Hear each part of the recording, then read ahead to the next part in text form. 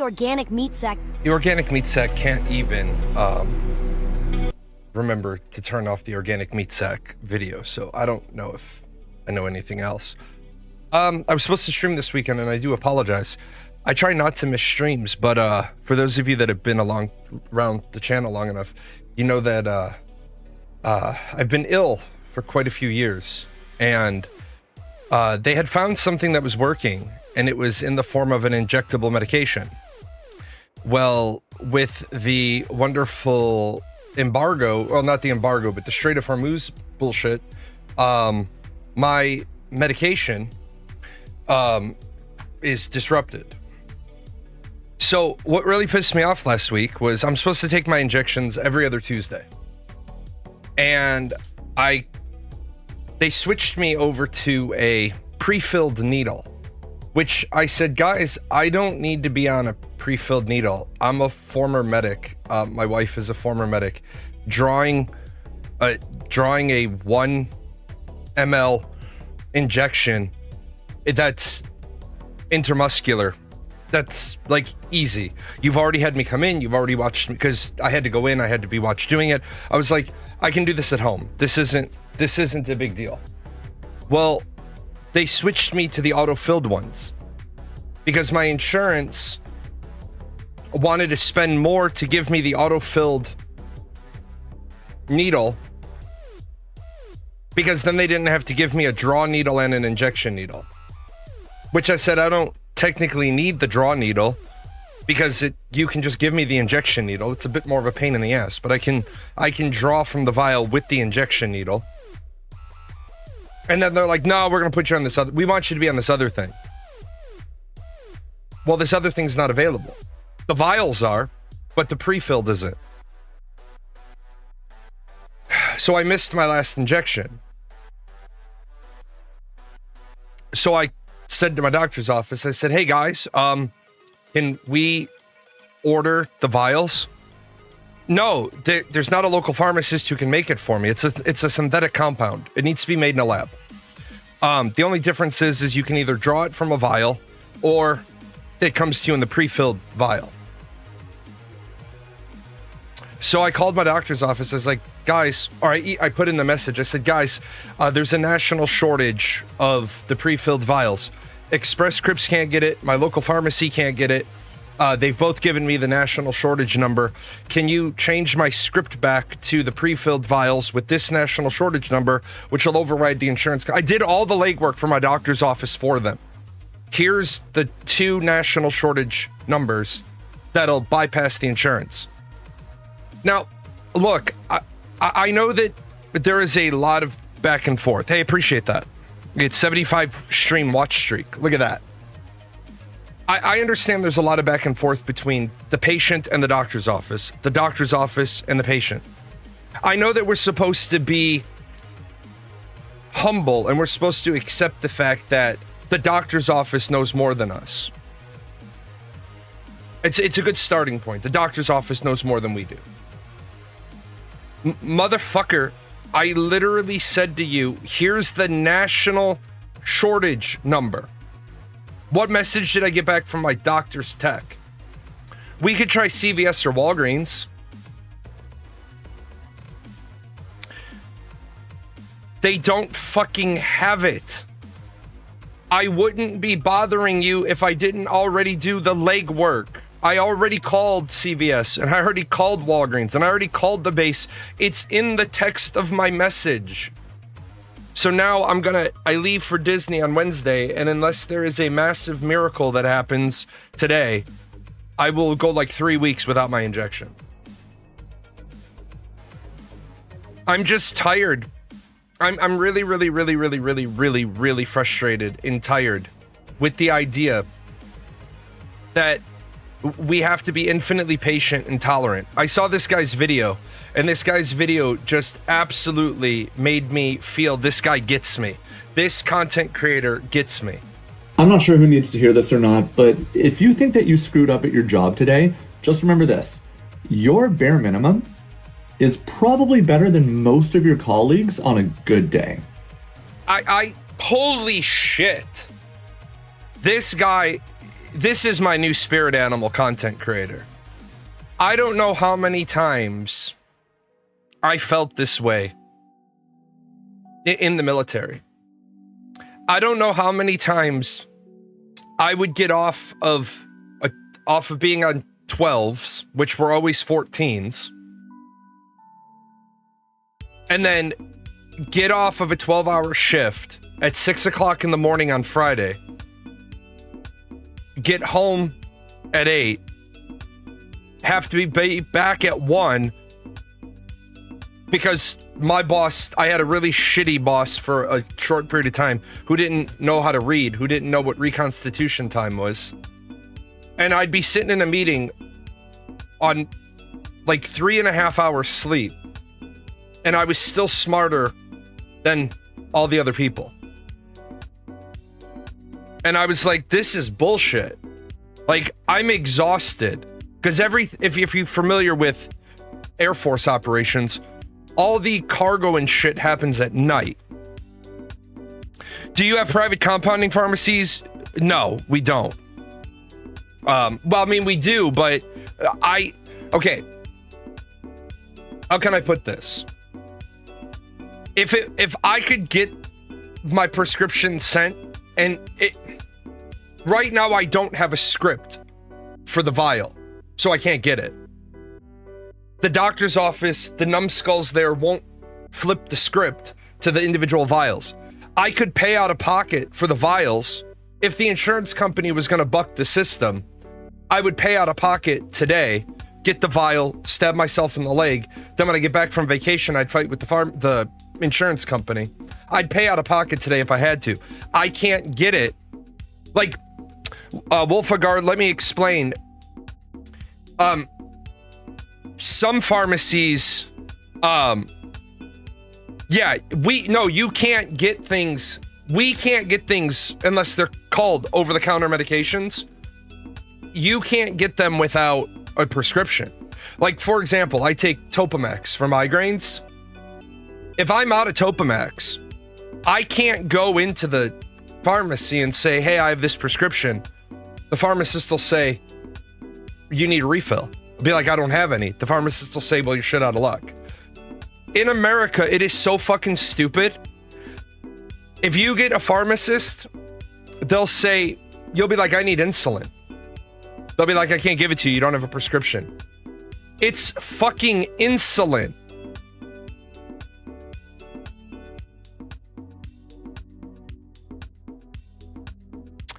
It's insulin.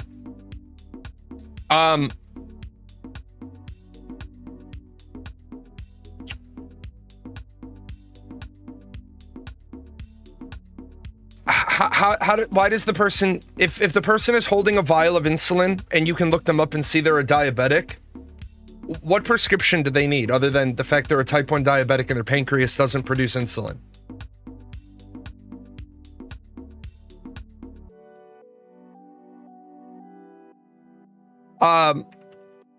I think that we need to go all the way back to factory settings, and we need to teach common sense. By the way, speaking of factory settings, Android users, iPhone users, some of this applies to you. Android users specifically. Over the weekend, my operating system updated, and all of the AI call options were automatically enabled. So Android users, if you got the new patch this weekend, make sure you go into your system, your settings, your system, your AI. My phone was literally set for every AI option. Now, one really cool thing that's in this update is one button recording of your phone calls. And it will actually, when you start, it'll say recording of this phone call has started. But they've put the AI thing to automatically answer and screen the calls. That could be problematic for some of you. Now, iPhone users, I heard something similar, but I don't have an iPhone. Now, as far as your question, you said, is there going to be a huge market crash and the devaluation of currency? Great question. Number one, a market crash does not devalue currency. A market crash devalues assets. A market crash destroys wealth, not money.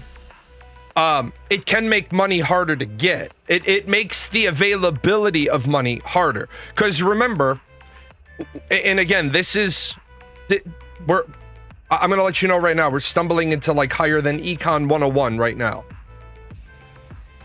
Here's the bank. This is the wrong color. Here's the bank. In 1973, when we completely moved to a fiat currency, what we really did, why is my hand not functioning? Fiat currency, fractional lending became a lot bigger. So before, if I put 3 silver coins into the bank could kind of get away with giving out 1 on a loan. You hear the old 1920s, the run on the bank? Well, fractional lending can exist in a hard currency system, but not a 90%. Because people start to feel like when it's a hard currency, they want to be holding on to their money. Like people want to be holding on. They're like, nope, I feel more confident. Now I feel better. See, I don't feel good when I'm only holding this. I kind of feel comfortable. Nope, now I feel really comfortable. I feel really comfortable now. I'm really okay with it. And in a digital age, people don't have anything to hold on to. Like, I've seen $100,000. I've seen $128,000 in cash because somebody pissed off my father. He was just getting fucking frustrated with everything. He bought a house in cash, and when I say cash, I don't mean a cashier's check. I mean fucking cash. Fuck you. Count it. Now under I'm sorry, this was a hard currency standard.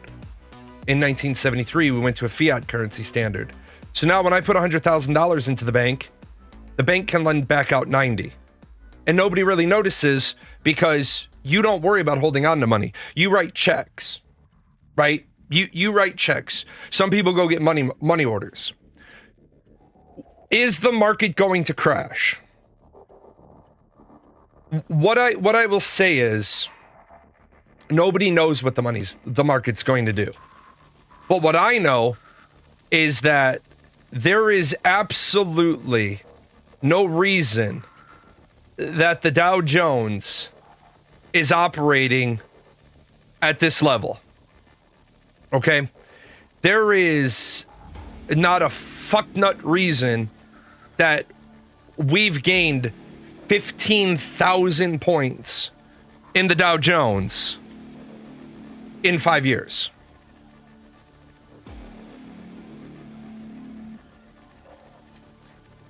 What I would say to you is, right now, the stock markets are all about as reliable as putting your money on red or black or double zero at the roulette table. The market shouldn't be this strong. There's no justification for it. But as Sweeza just said, as long as Donald Trump can manipulate the markets by saying shit, then I don't know, right? But this growth wave is insane in the last couple of years. Eventually, and you can Google this term. This term is called the 50% correction. That correction has to happen at some point. So in the last 5 years,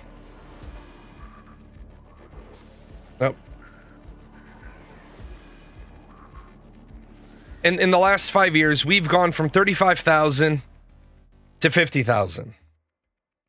So we've gone from 35 to 50. So at some point, we've got to come down to about 42 and a half. At some point, people are going to profit take. People who don't adjust their retirement accounts are going to take a big hit at some point. This is a very, very, very accurate statement. Now, what I will tell you is your retirement account, and again, I'm not your financial advisor. I'm just a guy who's made a lot of money investing. You should have, remember I've adjusted this, 50% goes to your needs, 20% goes to your wants, 30% goes to savings. I am not the standard financial person. Most financial people say 30% go to wants, 20% go to savings. I don't think that financial advisors should be telling you 30% go to wants. They're doing that to keep the economy strong, to keep consumerism strong. I say fuck consumerism. I see a lot. I'm not a conspiracy theorist, but I do believe there's an awful lot of people making short form TikTok content that are giving you really bad advice. And I think it's a planned, systematic agenda. I think there's a lot of people, I think there are a lot of people making financial advice videos from the financial sector because they know how fragile it is.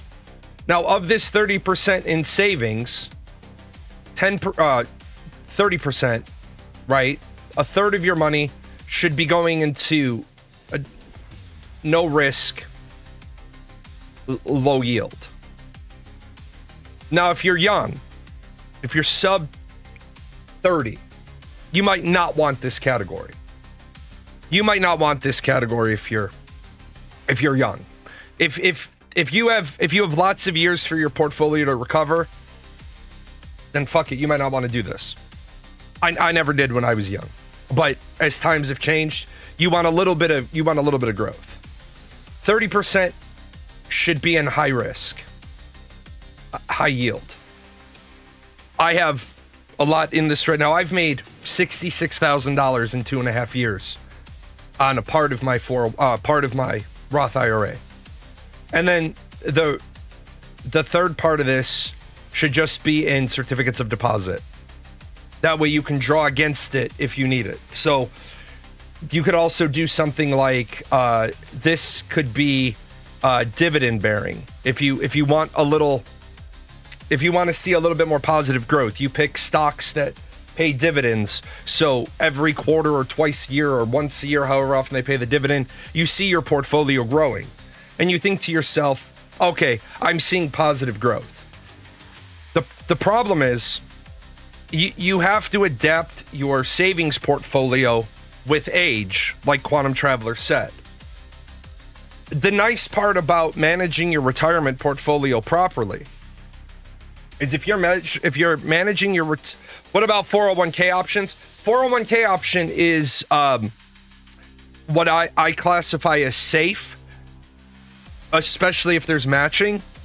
That then falls us out of the standard advice and it takes us more into more custom advice, because if your employer is going to match up to 5%, then that's free money. If your employer says I'll match 5% on your 401k contributions, you do that. You always take the matching. That's free money. Always do that. But now what you do with it once it's inside of that 401k falls back into the safe, the risk, the neutral. Obviously 401k you don't normally do neutral. You can. I had a in an IRA you can. I had CDs in an IRA. I had to move money into a bank to prove I had resources in order for them to finance something for me. So I said, fine, what I'll do is I'll move this into your bank. And they're like, yeah, that satisfies us. Okay, cool. They can't leverage against it as collateral, but it satisfies them that I have money. Banks are weird like that. Remember, I think I said once on a show, and I had spoken out of turn, you can't leverage a retirement account as collateral. But having the retirement account in their bank proves you have money. They can't collateral against it, but they're like, okay, you have means. But yeah, 401k, if they're matching, always take the matching. What's going to happen to a lot of people, though, is kind of like what happened with Wall Street Bets and GameStop. Everybody was talking about Wall Street Bets and GameStop and how the brokerage fund was the one that loses. I have to keep reminding people, the brokerage fund is the casino. The brokerage fund is the house. When they lose money, they're losing other people's money. People were all celebrating that out of the 15 major brokerage houses, one of them lost their ass on GameStop. Until you realize it was your grandma and grandpa, it was your mom and dad, it was teachers and firefighters, it was, it was police officers, it was civil servants. That's who their pensions were managed by. And now their pensions are taking a 43% hit. How do I feel about money management apps like Acorn? Okay. So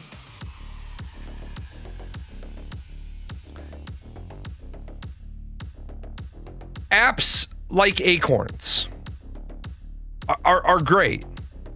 Okay? Hold on, let me let him into his girlfriend. No domestic abuse.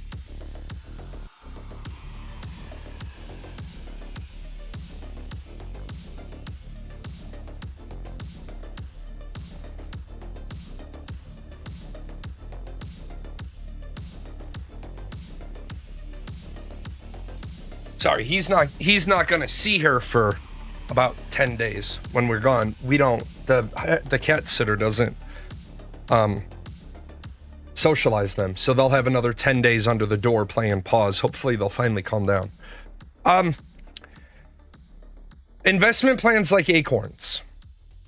I think investment plans like Acorns are terrible for this reason. They're a band-aid. They're a band-aid on ignorance. What they're doing is they're not teaching you the things you need to know to be financially literate. You're paying them a service fee, and they're making a little bit of money for you, which is great until you have absolutely no idea what's going on. And then you run into a problem because, for example, you're used to being able to use free tax filing software. So let's say you made about $60 this year by having Acorns manage your money for you. You made $60. Great. And I'll even go one better. You made $60 after you paid them their $36 on their lowest plan. They managed your money for you at $3 a month, because that's what I think their bronze account is. So after paying them the $36, you made about $60. Then you try to use the free tax filing software and you find out you can't, because you have capital gains. And the free tax prep software doesn't generally handle capital gains. So now you have to pay $77, $75, $68, whichever one it is, to buy an H&R Block or a TurboTax or a Hewitt Jackson for them to file your taxes. How did you benefit? It works a lot better when we teach financial literacy. If a person really wants to learn how to make money, I'd rather see that person go to seminars. I would rather see our society have class at the Civic Center, at the City Hall, at the courthouse, somewhere. I think that we need to stop charging money for every piece of education. And I understand nothing's free, but we failed. We literally failed most of the millennials, most of the neo-millennials, most of Generation Z that's now adults. We failed them all. And what's so bad about it is we failed them so badly. They're blaming the baby boomers and Generation X. They're blaming the baby boomers because the baby boomers are they're like, well, the baby boomers could buy a house. The baby boomers could buy a house with one income earner. Yeah, they could. But what these people aren't realizing is the size of their houses were fucking tiny. We've got to do a better job of bridging the gap between the complaint and the reality. Well, it was easier to live back then. No. It was different to live back then. It wasn't easier. It was different. It was easier to get a house. It was harder to get a TV. Your entertainment was the radio. Libraries were used more because you didn't buy books. You borrowed books from the library. It was a big deal when you went into the library and the librarian told you, "Oh, that book that you have on hold is ready for you." My generation had that at the beginning. We're cross-mixing and matching things. Food was cheaper, but food was okay. Food tasted worse, but was better for you. That makes sense. I saw jumping up and all around is oil prices. Oil prices need. Oh, she didn't want to talk to you? You hurt her feelings already? Oil prices are all over the place. This is to be expected. Number one, I really wish, I really wish that the global market would change out this chart from just simple crude oil futures to the flavors of crude. Because people can't correlate. Well, if the price of oil is coming down, why isn't the cost of gasoline coming down? Well, because this is an aggregate cost, not a specific cost. I feel like oil prices are being artificially suppressed for the fluctuation. It's not that they're being artificially suppressed. It's that, like I said, oil can't come out of the Strait of Hormuz, but oil can come out of the United States.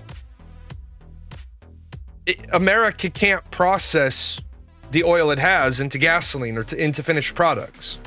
Like, when I made this whole plan for this vacation year, Donald Trump promised us he wasn't going to start any more wars, right?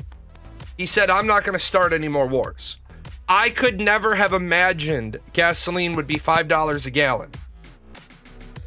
My daughter texted me at 6:30 this morning. I don't know why.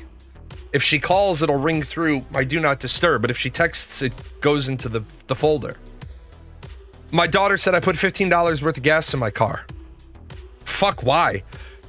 That's 3 gallons. Like, if you need gas, fill your fucking tank up. Like, you need gasoline. We're gonna be gone for 10 days. Fill up your tank. Now, maybe we get back in 10 days and gasoline's 50 cents cheaper. But maybe we get back in 10 days and gasoline's $1 more. Fucking throw the dice, man. Like, it's like I said, that one woman, she had her on her social media. "No, I'm not worried about the cost of gasoline. What am I going to do? Not drive to my job?" It's terrible. Right now, it is absolutely terrible for people. Speaking of terrible for people, gas and food prices are insane. I'm spending like $77-80 every time I go to the grocery store, and I usually get like a day and a half's food. I have a local market, so I get like most things fresh. I've had to drop all the way down to like the cheapest cut of beef. Yeah, a salad, eggs, beef, a couple other bits and bobs. $80. Day and a half worth of food. I was actually doing a price comparison. To make a meal the other day, to make 2 meals was $80. To get 2 fast food meals for the family came in at under 60. Shit, we're back to this nonsense again. Speaking of trouble for money, I do want to take a moment to talk about this. This is pretty troubling. Stream Elements, which by all metrics should be doing very, very well. 3 times return on advertising spend, right? Meaning for every $1 you spend on advertising with Stream Elements, you make $3, right? 3 times the return on investment. 43,000 highly engaged creators, 31 decrease in cost per acquisition. 76 million creator channels, 272 million conversions, right? They're broke. Stream Elements is about to either, if they can't get acquired, they're about to close. Stream Elements closing is going to be a giant hit to the streamer industry. Like that over there, that my alerts, all that's run through Stream Elements. Why are they going to close? Because they're not making money.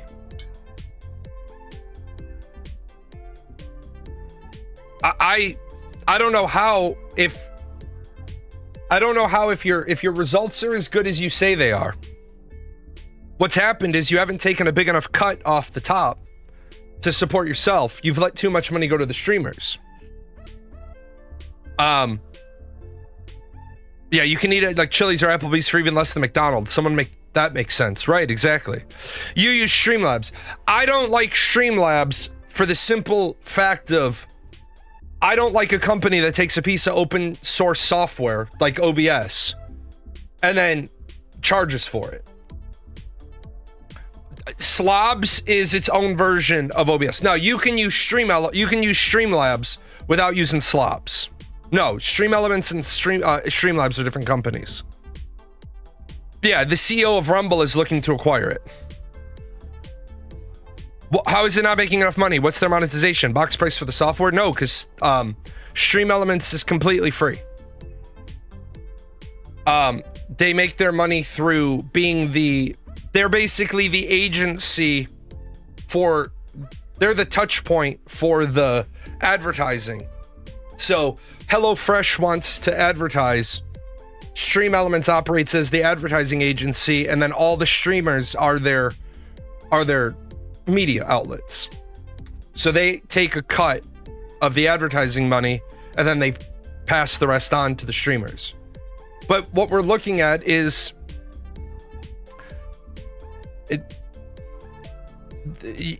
we're going to run into a big problem because there's going to be an awful lot of streamers that have no idea how to adapt.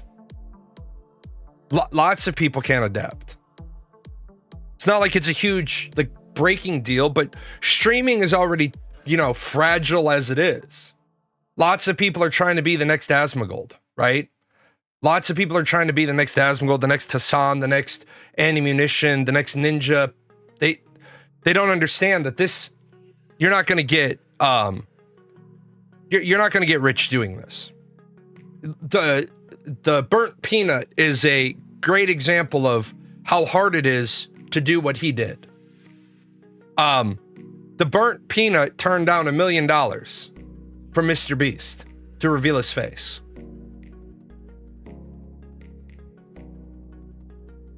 Great move.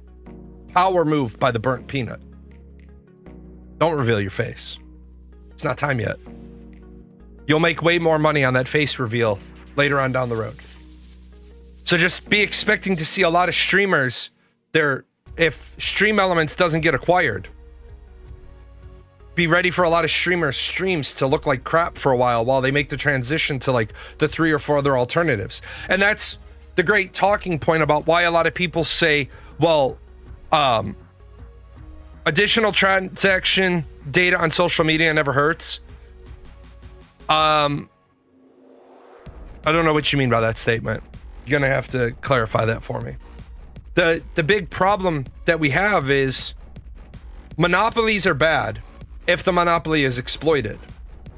Monopolies are good if they're run responsibly, because it means you can ensure the product, right? Oh, you were talking about how companies acquire others to resell their data. Yeah, exactly. A monopoly could be great. A monopoly on insulin could be great if insulin was $5 a vial. A monopoly on EpiPens could be great if EpiPens were $10 each. But I read a very interesting counter argument about EpiPens being too cheap. And it did give me a lot of food for thought.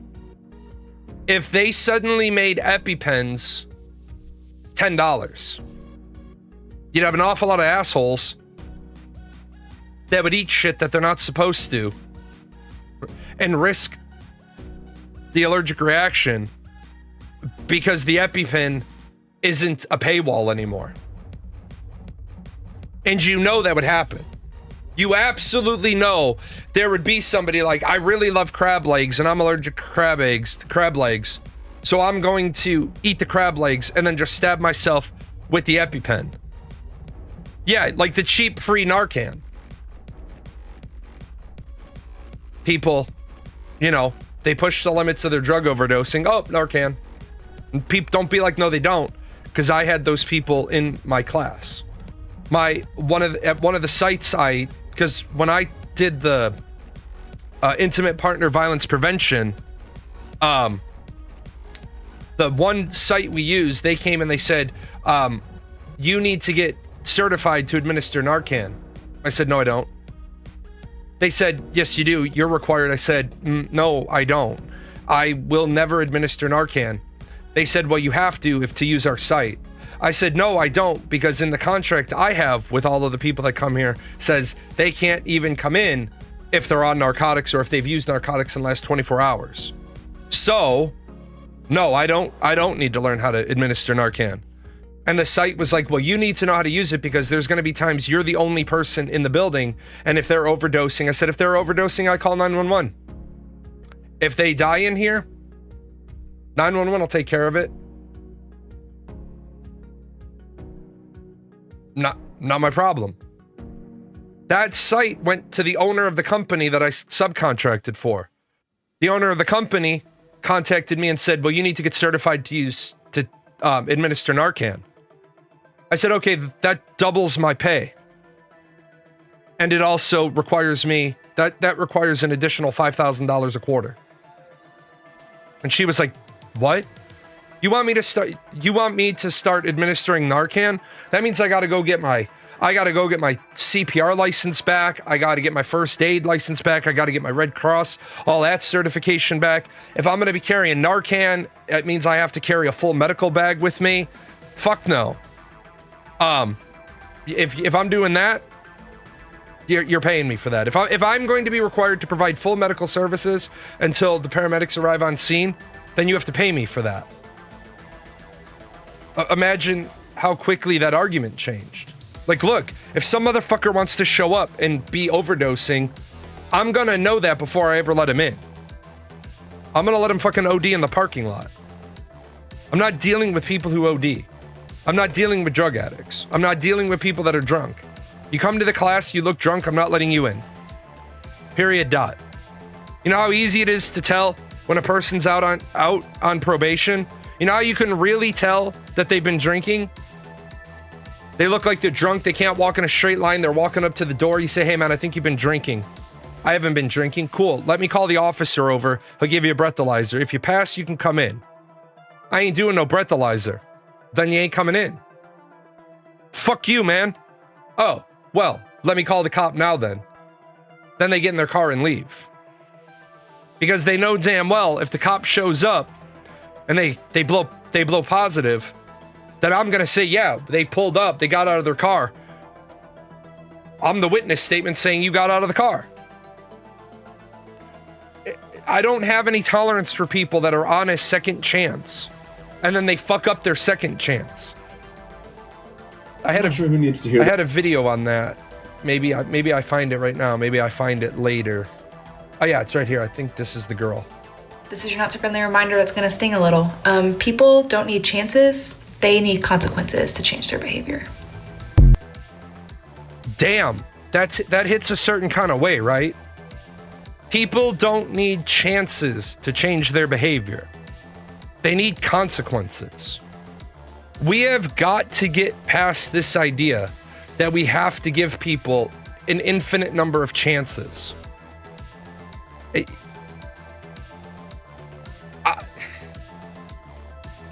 I think it's terrible when we have a kid who's 16 years old, right? I will be the first to say, I think it is terrible when we have a kid who is 15 years old in court being tried as an adult. I think that's terrible. I think that's ridiculous. I think that's awful. But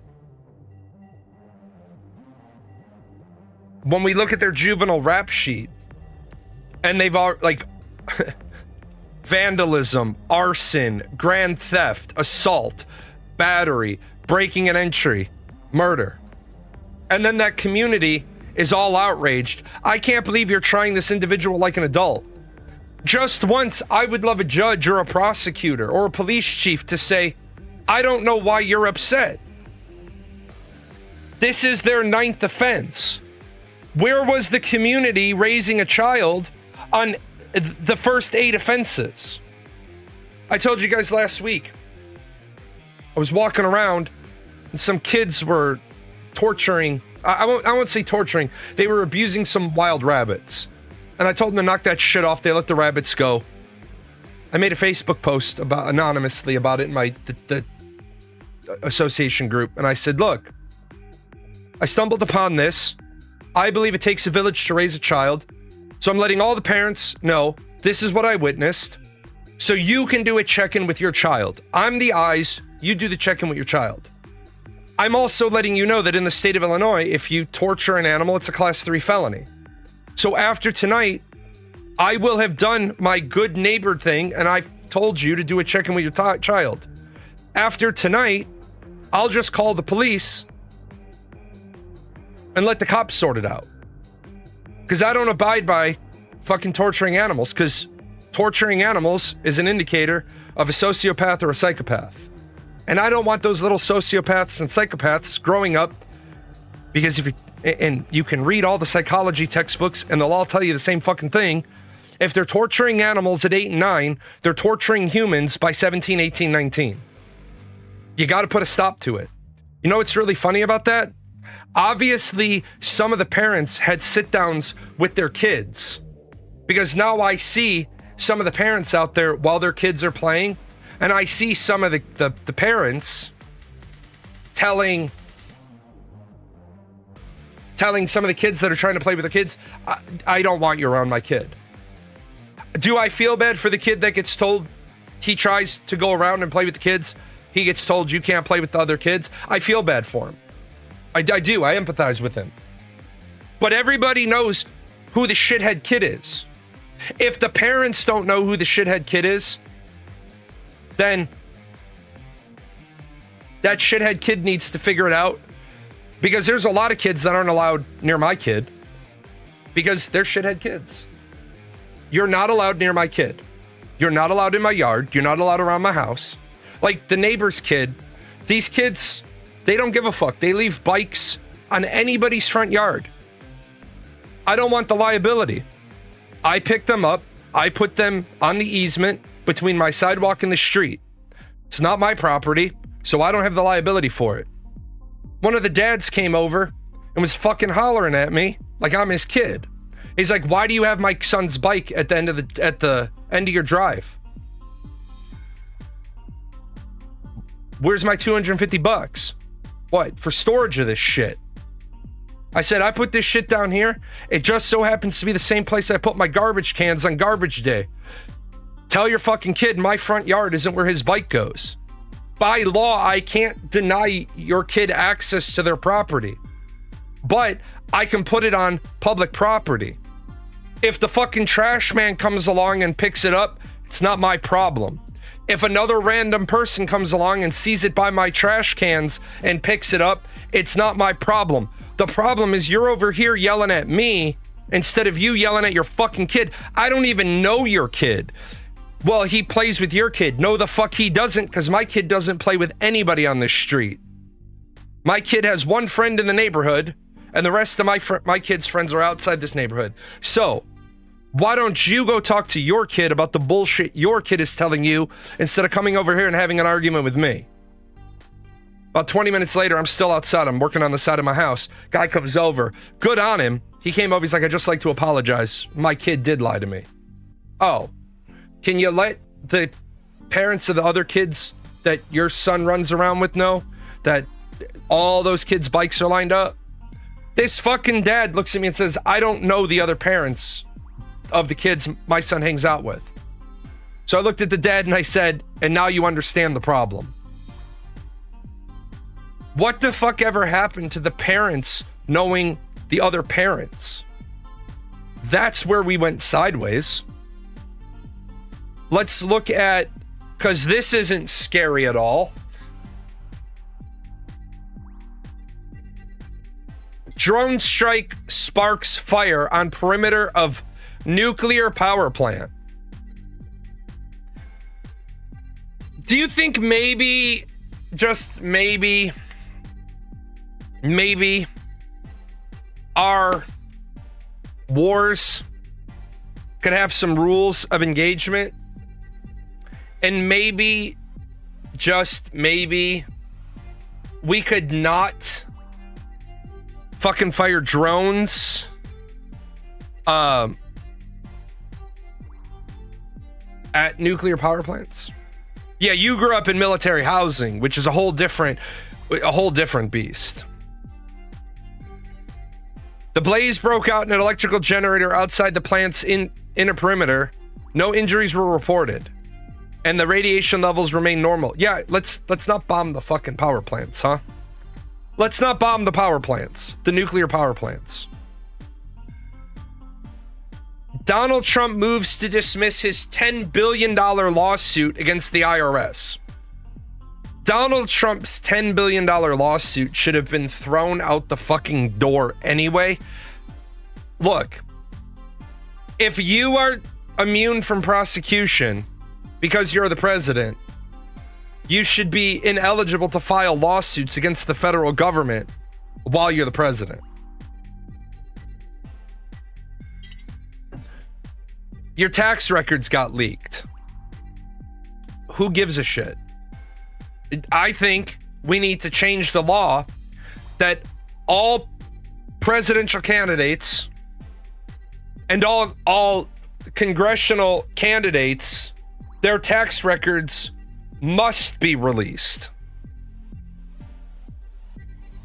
Their tax records must be released. You want to run for governor? Your tax records got to be released. You want to run for president? Tax records released. You're on the party as the vice president? Tax records released. Let's find out where this money is coming from. I don't see a problem with that. If we're not going to force them all, and we see what's going on. I think Donald Trump is one of the most crooked, dirty, underhanded presidents this country has ever had. His family is making money on him being president. I don't think your family should be able to profit, your friends should be able to profit because you're the president. Honestly, all public elected officials should have annual tax records released. Yeah. Publicly elected officials. And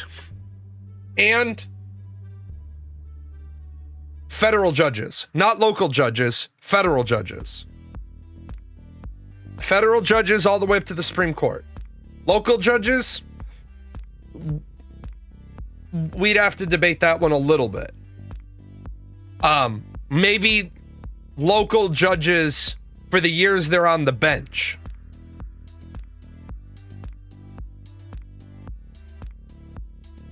Judge allows the gun and notebook as evidence at the trial in United Healthcare CEO killing. This bothers me greatly. A gun and a notebook that prosecutors say link Luigi Mangione to the killing of the healthcare CEO Brian Thompson can be used as evidence, rejecting the defense argument that they were seized illegally before a search warrant was obtained.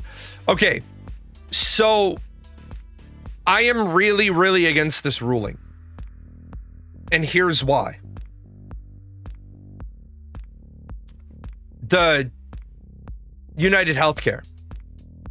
I am really, really, really against this ruling. And the reason why is because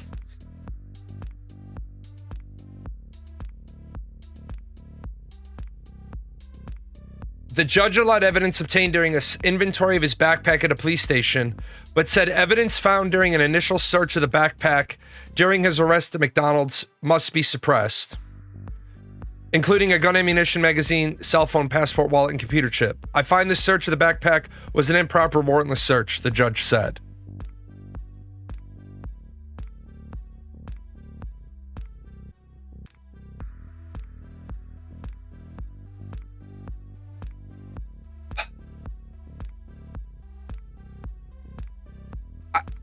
The problem, well, yeah, he's got 2 cases, which is bullshit as well, because in my opinion, that's double jeopardy, and we've got to fix this bullshit where you can be charged in federal and state court. If you're being charged in federal court for murder, you shouldn't be able to be charged in state court for murder. We also got to get rid of this bullshit where they charge you up here and the jury can return a verdict down here. No, if you choose premeditated murder 1, and that you can't make the case for murder 1, the jury can't return a verdict for murder 2. You failed. I can be charged with 1 crime. I didn't murder him twice. You could charge me with murder 1 of 1 person and murder 2 of a second person. That's okay. But we got to stop this fucking double bite, 2 bites at the apple on people. But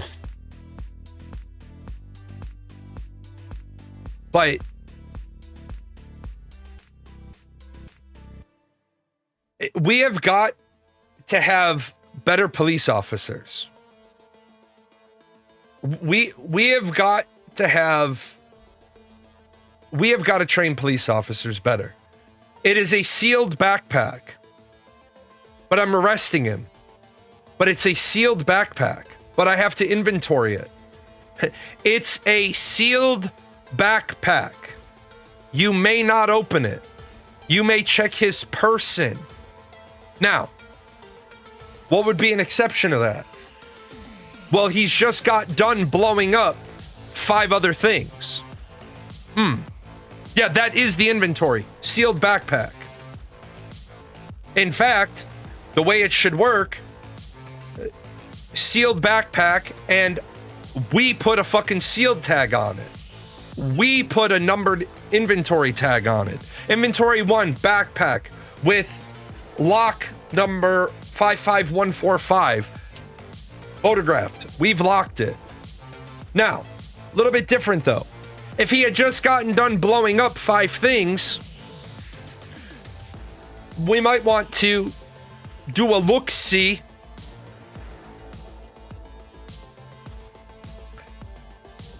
I did not see, like, 1 officer. I did a look-see. There are no bomb components. I'm sealing this, and now I can't be involved in any further part of the investigation. Why? Because I had to do a check to make sure we're not taking a bomb into the police station. Yeah, sniffer dog. We could do a sniffer dog. Or, what'd you see? I can't tell you. I didn't see a bomb, I can tell you that. We've got to do better. The problem though is people don't even know what their civil liberties are. So how are we supposed to? I'm going to Disney. I drive out Wednesday morning. So I leave out Wednesday morning. I get down there Thursday. My family flies out. My daughter, her last day of school is Thursday. It's like a half day. And then my family will fly out. I'm sneaking into Hollywood Studios for just a little part of the day. My goal is to get down there, get checked in, get all the luggage into the room. I've got the box of snacks and the drinks, get the fridge stocked, then go to Hollywood Studios for a little bit. Hollywood Studios is really the only park I can go to because my family will kill me if I go to on Guardians of the Galaxy without them, because then I'll be +1 ride without them. I can't ride Remy without my daughter. She'll get mad. And my family made me put Life 360 on my phone, so I know they're gonna be sitting there like, "Where's Dad?" Okay, he's at Hollywood Studios, because they like the Star Wars rides, but they're like not huge about it. I don't actually think I'm going on any rides on Thursday. I might go on like one, depending on what the wait times are. I'm really going down there. Hollywood Studios throws me off because there's like a couple of places where I don't understand the flow of traffic. So I want to go down to Hollywood Studios because I've never had a good chance to walk around the park and learn it. I know all the other parks except Hollywood Studios, because if you're familiar with Hollywood Studios, they when they built Galaxy's Edge, they changed some of the flow through. Disney in January is amazing because the park is empty. It is empty, and it's empty-ish in January. I would definitely not recommend the 4-day weekend in February, though. We were down there for the 4-day weekend in February, and it was slammed. It was slammed bad. This is your Not So Friendly Reminder. It was slammed really, really bad. I want to show this video because this video pisses me off about, I don't dislike Linda McMahon. I just think that if you're going to hire I'm on vacation, restock your bunkers. I think if you're going to be a secretary of a department, you should have like a degree in that field. I think Linda McMahon was great in the Small Business Administration. I don't think she should have been the Secretary of Education. Can you tell me how much more or less it costs to give a child free lunch at a public school? Well, the Department of Education does not control. That's not part of our budget. I know, but when That's a great answer. That is a great answer. We don't control that. But she should have framed it. She's kind of like defensive here, and obviously this is in the middle. She should have said, I don't want to give an answer for another department. I think it would have been better if she said, because she's the Secretary of Education, you'd think she should have. I have that number, but I don't feel comfortable giving it because I don't administer that program. And then I'll get to your opinion on EU policy in 1 second. the USDA does that funding, it's about $4.60 for a school lunch. Do you know about how much the average school teacher makes at a public school per year? That varies across different states. It can be anywhere from 40-some thousand to 90-some thousand. That's right. Yeah, that's right. It's about $64,000 on average nationwide. So here's an easy one because it's all over the news. Can you tell us how much Congress is being asked to vote on next week for President Trump's ballroom? I don't know that answer. It's $1 billion. See, the rep should already know the Department of Education doesn't control that, so why are you asking? Also, why are you asking the Secretary of Education about how much is the ballroom? Ask these people questions that are relevant to what their job function is. And you're a businesswoman, so I'm hoping you can help me do some math here. $4.60 for a school lunch, $1 billion for a ballroom. Can you tell me about how many free school lunches that $1 billion could pay for? It is my understanding on the ballroom, excuse me, and I've heard the president say this, the taxpayer dollars will not be used to build the ballroom, that they are donations from private enterprise. So, Mr. Chairman, I'll have entered into the record some Republicans, this article from NBC yesterday, some Republicans aren't sold on $1 billion price tag for Trump's ballroom project in party line GOP bill. Without objection. We are voting on $1 billion in taxpayer dollars in addition to those private donations. And so for those $1 billion in taxpayer dollars at $4.60 a lunch, that is 217,391,304 lunches. Okay, so he says this, and he says it's 217 million lunches. And that sounds like a lot, right? But here's the sad reality.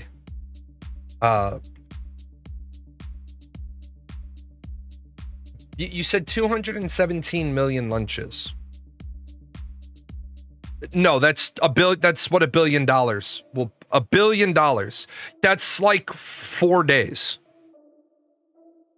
Now, where the number changes a little bit is, do we only provide lunch to impoverished children?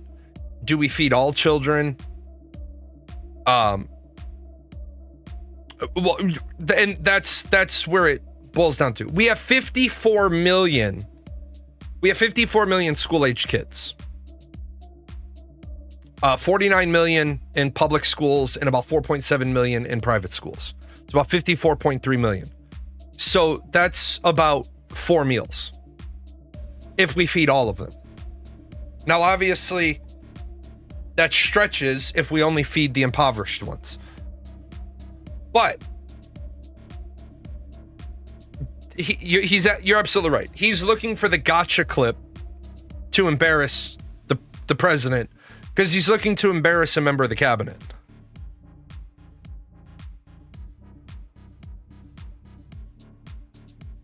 That's lunch for more than 1 million kids, 1 million Americans for the entire school year. But let's say that's lunch for 1 million Americans.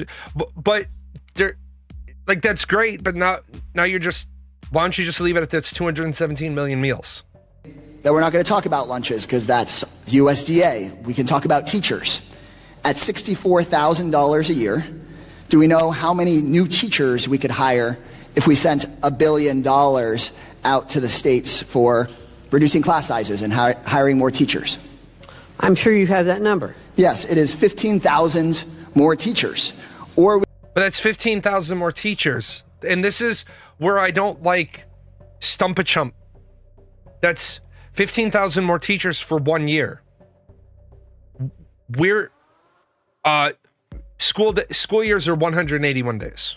And then they vary by state. 181 is your standard number when you're doing educational math. Why the fuck it's 181? Please don't ask me. I have no idea. Yeah, what about next year? That's the problem. What about next year? Or the next 5 years? We could pay for the Office of Civil Rights that's being cut in this budget 7 times over. I think you get the point. So we could pay for the Office of Civil Rights 7 times over. So we could keep it for 7 years. I think that sounds a little better. We could keep the Office of Civil Rights. Yeah, that's days of academic instruction. 181 days of academic instruction. So here's my real question here. As Secretary of Education, which do you think helps our nation more? Getting free lunch to more than 1 million more kids, 15,000 more teachers, or the ballroom? See, this is why this is a stupid question. The Federal Department of Education does not control state-run schools. The Federal Department of Education sets the minimums, not the maximums. The Federal Department of Education sets the floor, not the ceiling. It's why when you had No Child Left Behind, No Child Left Behind immediately became No Child Gets Ahead. Because No Child Left Behind didn't come with any sort of funding or mandate or exception. What it came with is if you don't do X, then you lose your federal money. So, for example, I taught in a district, but I taught in the remedial night school program. I taught the kids that had been kicked out of the daytime school. So I basically taught the shitheads. And I worked days at the high school, one of the 3 high schools in the district, as security. And then at night I went over and I was a teacher. Yeah, he's also commingling mandatory spending budget items with discretionary spending items. when I went over, I was the only male teacher. All the other teachers and all the other staff were female, except the principal of the night school, the administrator of the night school. All the other teachers, they did the welcoming, we're here and we're working these 16-hour days because you're great and you're worthy of investment and da-da-da-da-da. And I told the administrator what I was going to say, and she said, go for it. I walked in, set my briefcase down, and I said, good evening. I'm Mr. Jalan. A couple of things I want to get out of the way. Number one, you guys have already had your 3 strikes. You're already out. This is your redemption arc. Number two, don't try my patience. I'm a staff sergeant in the Air Force Reserves. I'm here to help you. If you want to fuck about with me, fuck around and find out. If you stand up, you're out. If you yell at me, you're out. If you swear at me, you're out. If you cuss at me, you're out. If you get violent towards me, you're out. All those things, if you do those to another student, you're out. And you're arrested. I didn't have a fucking problem, period. All the other teachers, they had snarling, they had snapping, they had posturing, they had bullshit. I told them from minute one, I don't have any tolerance for that bullshit. They all knew. They all knew. They were on their last chance. The school district's policy was to take all the shitheads and put them in one place at one time. Did that help the rest of the kids? Teeny tiny little bit. We had kids that were amazingly gifted and brilliant. And we had to take away AP classes and honors classes and advanced classes because we didn't have the money to do that and remedial education. The federal government has no business telling the states what they do and do not have to do. The federal government just needs to make sure the states aren't discriminating based on race, creed, color, disability. What is my opinion on the European policy regarding immigrants? The rising crime resulting from it, and Poland is the only country that is genuinely trying to stop this within its own borders. Tell me how much. I think I just saw a UN vote. Oh no, I think the UN vote was... I think the UN vote video was too long to load. I think there is a very, very, very, very large problem with open borders policies. I think there is a very large problem that it makes you sound racist and Islamophobic when you first start talking about it. And if people are going to throw the Islamophobe flag at you right away, there's no getting through to them. It works like this. If the entire Middle East is Muslim countries, why are all the Muslim refugees coming to Europe and America? If the entire Middle East is Muslim, why don't they take in refugees from other countries? And the answer is because they don't want them either.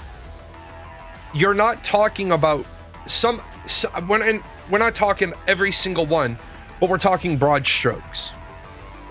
Broad strokes is the people that are emigrating with an E out of the Middle East are the ones that the Middle East doesn't want. They're the non-desirables.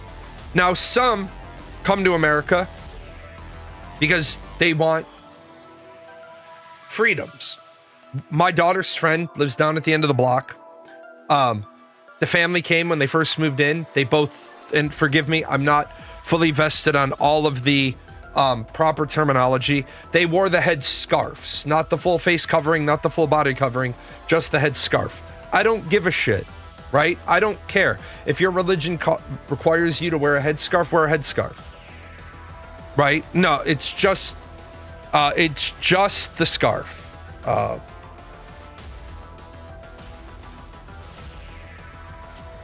Let me look it up. Yeah, the hijab. And that's fine. So that is the hijab. They wore that. Okay. The country's taking all the refugees to get some support globally, however. Fuck no. Why? Why should they get help? Why should they get support globally? Why? Why the fuck should they take them? Why should they take them? No, why? The UN is a complete total fucking failure. Why should a country that decides to take people in get anything from anybody else? Take only what you can afford to take in. Why the Emirates doesn't take them? Ask Egypt why they don't take them. Because they don't want them. I didn't miss the comment. They should be taken by the next safe neighboring country, not dealer's choice. That's because the next neighboring country doesn't want them. Because they're not the best. They're not the brightest. We shouldn't be moving people around the world. We shouldn't be taking in refugees. Okay. So, my friend has I told you about my friend. She has 4 kids. Her husband's a piece of shit. I said to her, what I said to her last month, she messaged me, her husband had sexually assaulted her again. I sent her a message and I said, if your husband is constantly sexually assaulting you, put the kids in the car, come here, let me know you're on your way. In the 6 hours you're driving here, I will get the loft cleaned out. I will hang a privacy curtain. I will figure out a way to get 3 beds into the loft for your 3 girls. We'll get one of the rooms cleaned out for your boy. When you get here, we'll sit down, rules, everything, and then we'll help you get started. What she said to me was, will this offer still be good in a month? Look, man, I'm a good man, but I'm not a saint. If you're being sexually assaulted every night by your husband and I throw you a lifeline and I say, get your ass in the car, drive here, I will provide 4 beds, a room for your boy, your girls will be in the loft, right? You'll be on a couch. And you say, will this offer be good in a month? Your situation isn't as bad as you're making it out to be. Now, yeah, this is a do or die situation, not a month from now situation. So, to give you a little bit of an update, the husband quits his fucking job. And I said to her, tell him to either get his job back, get a job, or get down to the truck stop and sell his ass in his mouth until he can pay the rent. And she's still fighting with him. I'm like, you know what? I can't help you. If you're not willing to help yourself, I'm not about to take in... yeah, I can understand a day, maybe a week, but a goddamn month, right? I'm not about to take in 5 more mouths to feed on my dollar in a month. So your situation isn't as bad as you're making it out to be. When I told a friend of mine who was being domestically abused, I have a spare bedroom you can use, she was on my doorstep in 20 minutes. I wasn't even expecting her that night. I had given her my address and my phone number. I said, if you are ever in a bad situation, you can show up day or night. She called me and she said, is that offer still good? I said, yeah, day or night, anytime you need it. She said, thank you. 20 minutes later, my doorbell rings. I was like, who the fuck is ringing my doorbell? Open it up. Holy shit, what's up? She's like, hi, come on in. Took her into the kitchen, made her food. She was shocked. I brought her into the kitchen, sat her down at the table, was just talking to her about bullshit, right? Talking about the weather, talking to her about my cats. My cats were coming to talk to her. Oh, that one's this, that one's this, that one's this. Just talking to her about the animals. Made her a fucking grilled cheese sandwich, fucking grilled cheese and a glass of milk. I said, yeah, let's get you up to the room. I took the key off of the top of the door frame. I said, here's the key to the room. I said, this room has a security lock. Here's the key. No one else will come in and out of this room while you're using it. One person's here in 20 minutes. One person's like, can I be there in a month? People don't realize that, oh, hold on. Those body military age men, most of them, not all, but most got a chance of a free card from shit, but they made in their own country, now claim to the EU, and you don't know if you invited a serial killer or a chef. You're right. You don't know if you invited a serial killer or a chef. That is very true. But here's the even worse part. Countries didn't even invite all of them. In America, we invited 49.5 million immigrants. We invited 50 million. We have at least 12 million who invited themselves. There was a guy did a TikTok video. it really hit the point home. He does the self-person skit, and he said he was the ICE agent, and he said, "Well, thanks a lot for that." And the liberal protester, "Yeah, we're gonna stop you at every opportunity." The ICE agent says, "Well, I hope you're proud of yourself. You just let a bunch of child traffickers go." The liberal is like, "Well, what do you mean?" And ICE said, "We don't just deal with what you believe. We were tracking a child trafficking ring. And because of all your bullshit, they got away with the kids. And now we may never find them again." Liberals want to get rid of ICE. But liberals don't want ICE to do their job.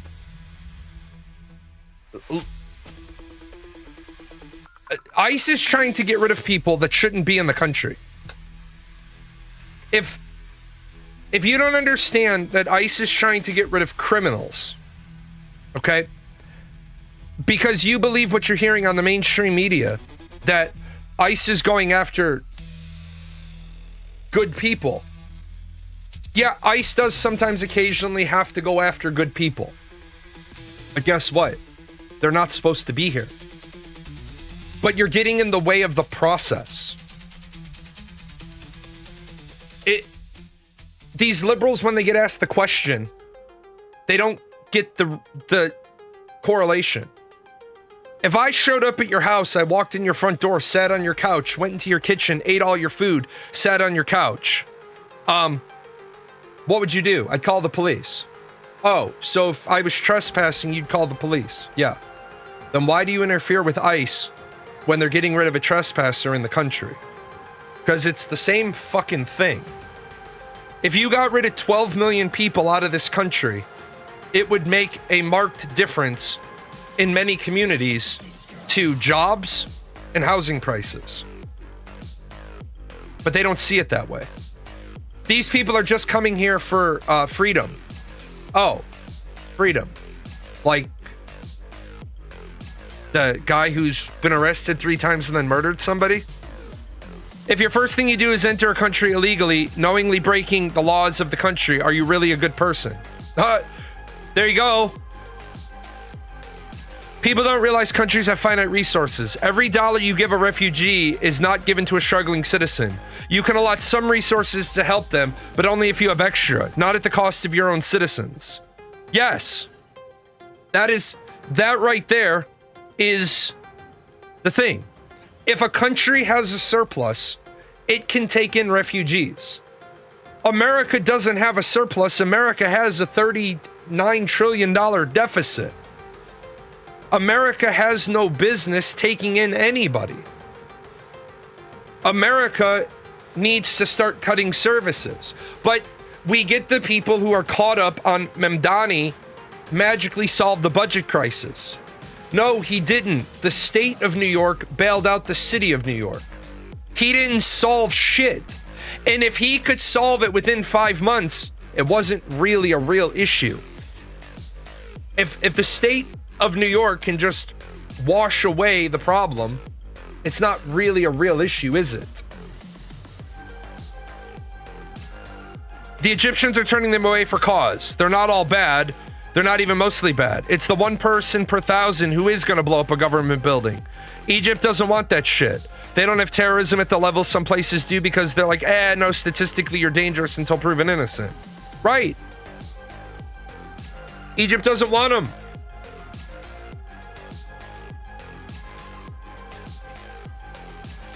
And it's only for 2 years, just long enough for him to leave the problem for someone else when he's out of office. Yep. Isn't there a charge for impeding justice? Why weren't those people arrested? There is a charge of obstruction of justice, but the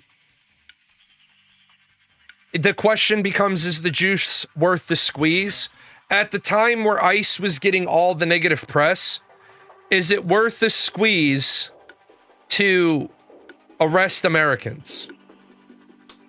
When the majority of Americans believe ICE can't arrest them, ICE can't detain them, is it worth the negative publicity?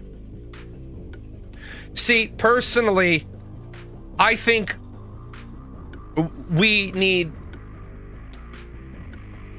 a way better police training, because we need all these First Amendment auditors, like, they run into people and people are like, you don't have the right to record me. I love watching police officers arrive on the scene and then walking up to the person and saying, they absolutely do have the right to record you in public, so I don't know why you walked up to a person with a camera to tell them you don't want to be recorded. There was, I should have pulled it down. I think I did pull it down, but I need to get my old Discord subscription back for the longer videos.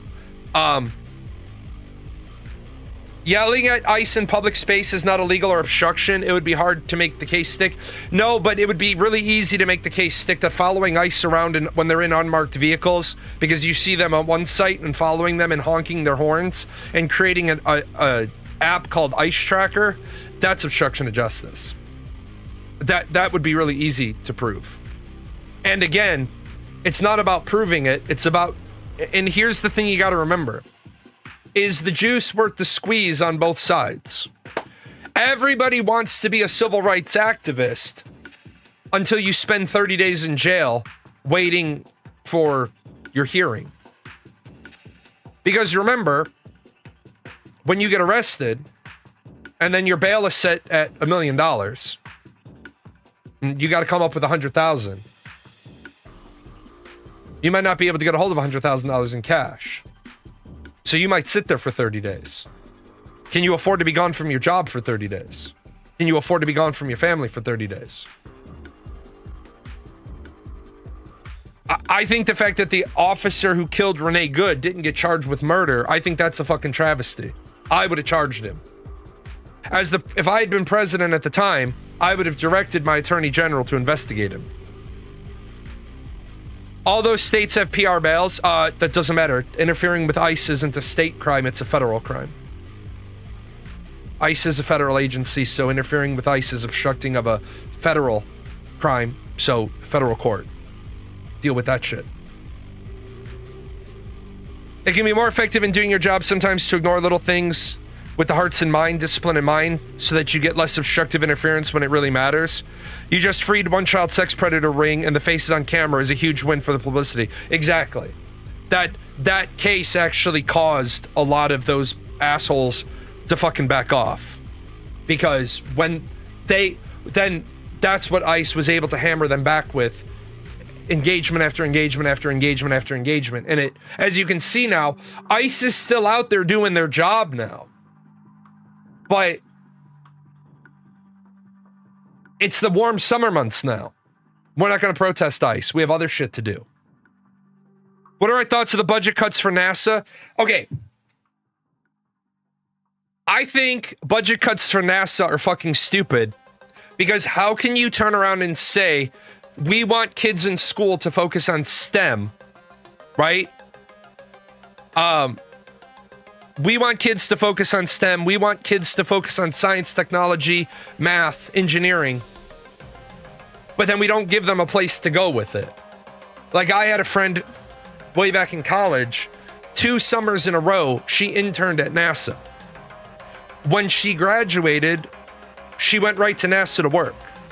She wrote a tracking program that, because if you remember the movie Armageddon, Billy Bob Thornton, he's like, well, our budget allows us to track about 3% of sky, and it's a really big fucking sky. She wrote a tracking program that like doubled the efficiency of their tracking scans through that Bob Math, fucking Geordie LaForge data, techno babble bullshit. But they're like, yeah, it doubled our capacity. So great, we went from 3 to 6. Awesome. But if you don't give them a road to go to, why are kids going to major in those things? Rockefeller would say, I don't want a nation of thinkers, I want a nation of workers. Well, you're right. Because here's the problem. Everybody thinks they're smarter than the process. Until you have a process thinker come in and show them why they're not smarter than the process.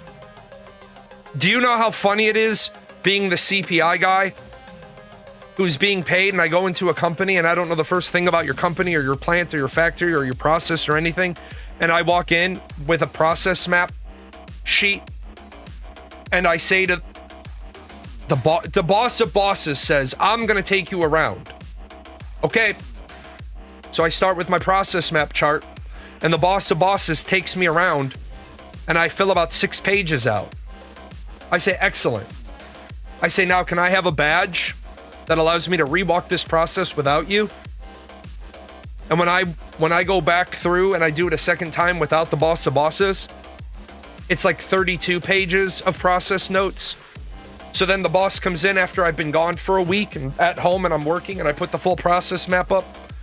I put his process map up, and then I put the full process map up, and I say to the boss, I say, yours is the bottom one. That's 6 pages. And the one above it is 32 pages. That's all the shit that goes on in your plant that you don't know about. That's all the fucking parts of the process you no longer know about. That you don't realize are happening. Like, for example, the boss will say, and then they go and they pick up the widgets from right here. And that's all he tells me. Okay, so when I walk along by myself later, I say, well, how the fuck do the widgets get right here? And this might be 2 pages of how the widgets get here.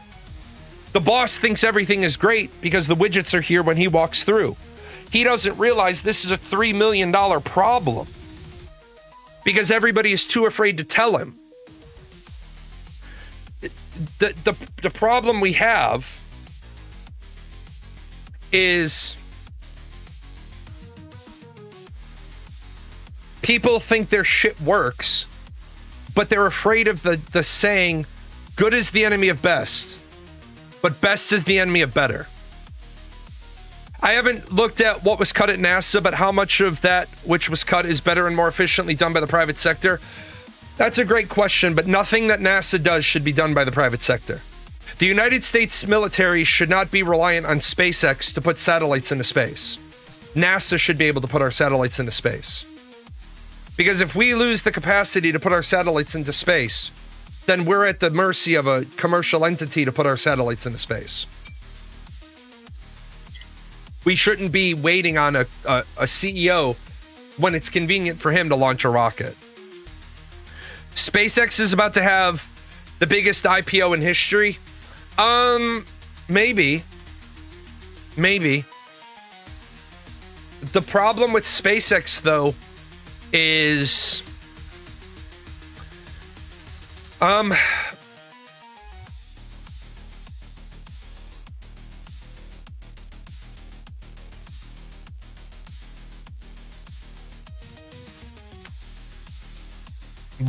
unless we know what the ultimate end goal of what we want SpaceX to do is, what's the end goal for SpaceX?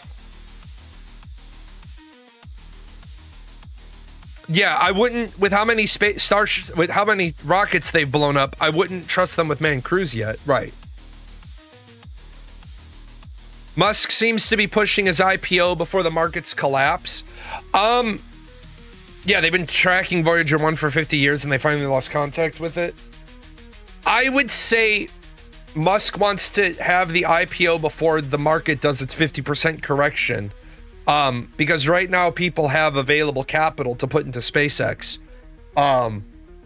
He would make more money now if he gets investors now, which will drive the markets even higher. I do believe the SpaceX IPO could be the thing that causes the markets to collapse, because it'll drag the markets even higher, and the markets are artificially high for no reason. As I've always said, if a company has 1,000 shares of stock and the company is worth $1,000, then this is good, right? If the company has 1,000 shares of stock and the company is worth $1 million, this is good. But if the company is worth $1 million, 1,000 shares of stock, and each share of stock is selling at 50,000, that's bad, because there's no rhyme or reason for why the stock is worth infinitely more than the value of the company. Remember, when you own stock, you own your shares of stock divided by the total number of shares of stock percentage of the company. Disney is overinflated. Amazon is overinflated. They're all overinflated. Yeah, but the company might be worth that in the future. That's why the stock market needs to be, completely revised. Isn't this how Intrepid got fucked? Yeah. Berkshire Hathaway has 400 million on cash ready to go. Yeah, I mean, Berkshire will probably put 400 million in, causing the price to skyrocket. They'll also have a magic number. They'll put 400 million in, the price will double. They'll sell off half, get their 400 million back, and still have half as many shares to profit off of.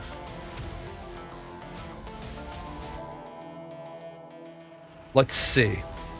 This is a big problem that I'm seeing more and more of in business. I'm seeing this problem come up way too often. Hey, did I hear that it's your last day today? Yeah, Why? I was tired of working Saturdays. Then don't. You told me to look for a new job and I did. Oh, fuck. I'm seeing this way too often. Don't waste good. Listen to your employees. I'm tired of working Saturdays. Why are you working Saturdays? I had an assistant who had to work Saturdays. And the reason why she had to work Saturdays is because I quite often, my boss quite often, or two of the people in back quite often were out of the office on Friday.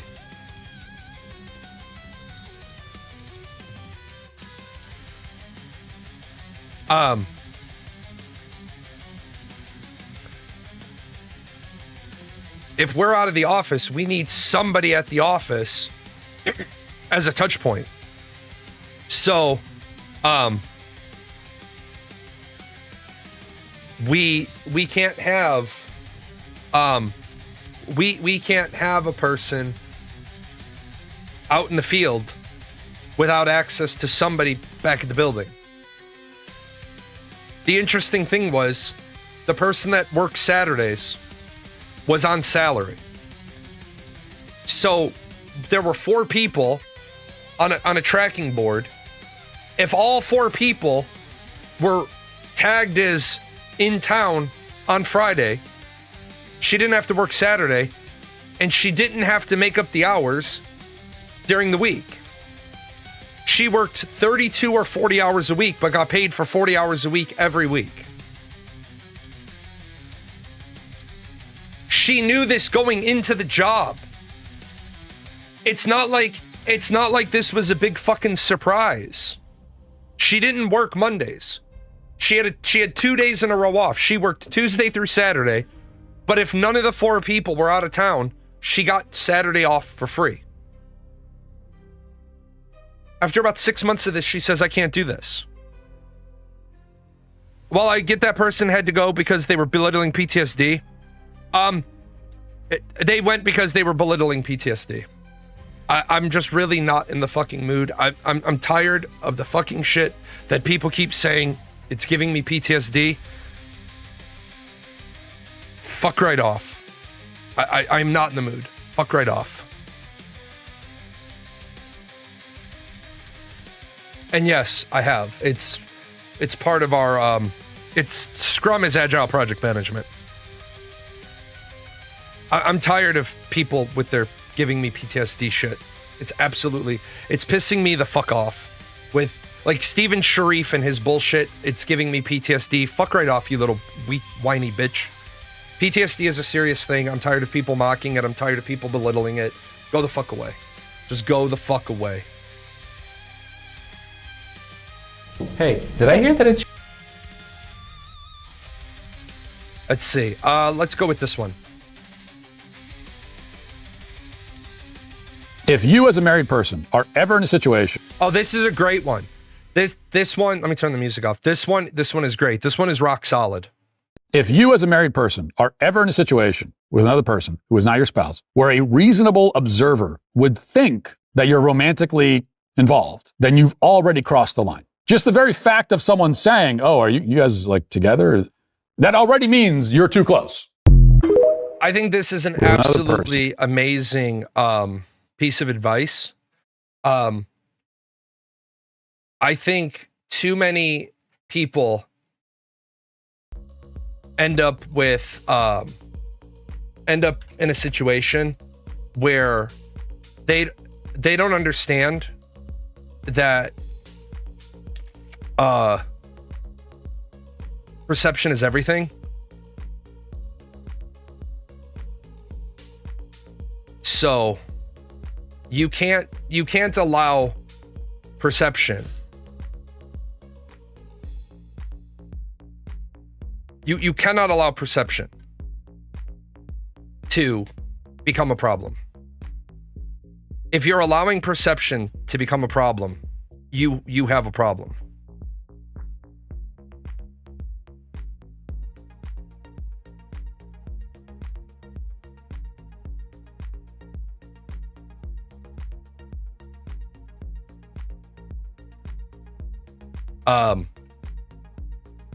If people don't,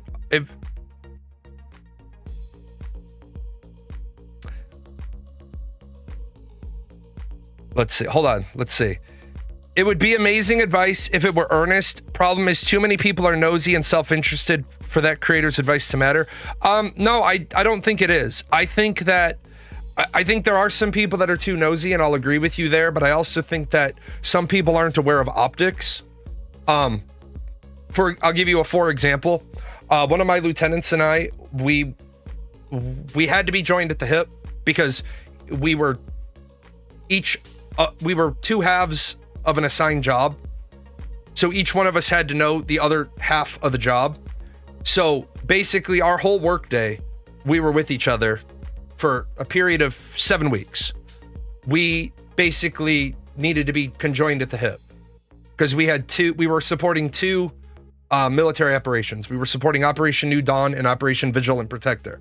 I was the primary on New Dawn. She was the primary on Vigilant Protector. But our lives basically became a matter of we both had to be able to brief on both things. I would definitely have understood if people started to think we were married.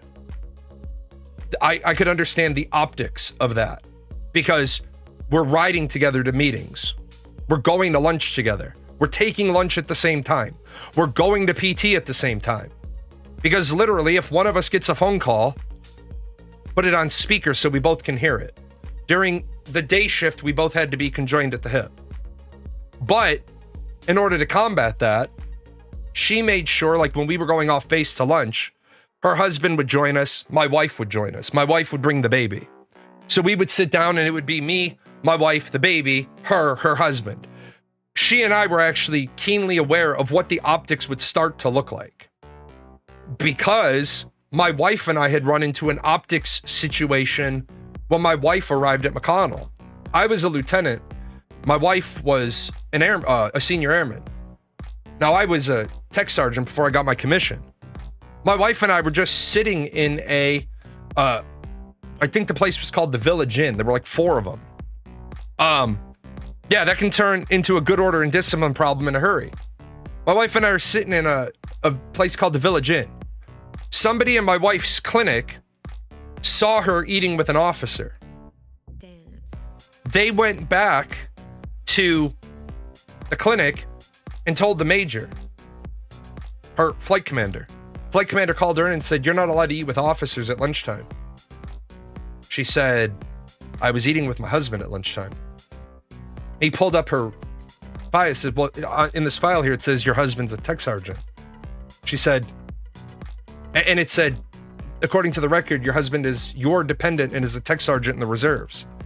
She's like, "Well, I don't know why my record isn't updated, but my husband is a lieutenant on active duty. He was a tech sergeant and he's commissioned." In that case, her major called the person in that had the problem and said she was with her husband at lunch. No, she was with the second lieutenant. I think that the creator's advice is really, really good. You have to be cognizant of the things you need to be cognizant about. I do 100% agree people are nosy. People like to put their fucking nose in business that's not theirs. However, I think it's good advice for people to take a minute and pause and reflect and say, how would this look to an outside observer? How would this look to an individual? I can't stand that. Well, technically I didn't cheat or anything physical or emotional. You openly and blatantly doing something that's disrespectful to your husband or wife. How do you possibly expect this to not blow up in your face? Yes. Astro's Edge, that's what I agree with 100%. We get two different philosophies. When I go out to lunch with people, I take my phone, I put it on silent, I turn it face down. Not because I'm hiding anything, because I want to give you 100% of my attention. Some people see turning my phone face down as a, I'm trying to hide something. I'm not trying to hide anything. I'm trying to make sure that you're the 100% focus of my attention. Now, that involves a lot of communication with your partner. I can see that people thought you were dating a coworker or a roommate. Yeah, that can happen. Male, female roommates get really, really, really, really awkward. Male, female roommates can get very, very, very, very, very awkward.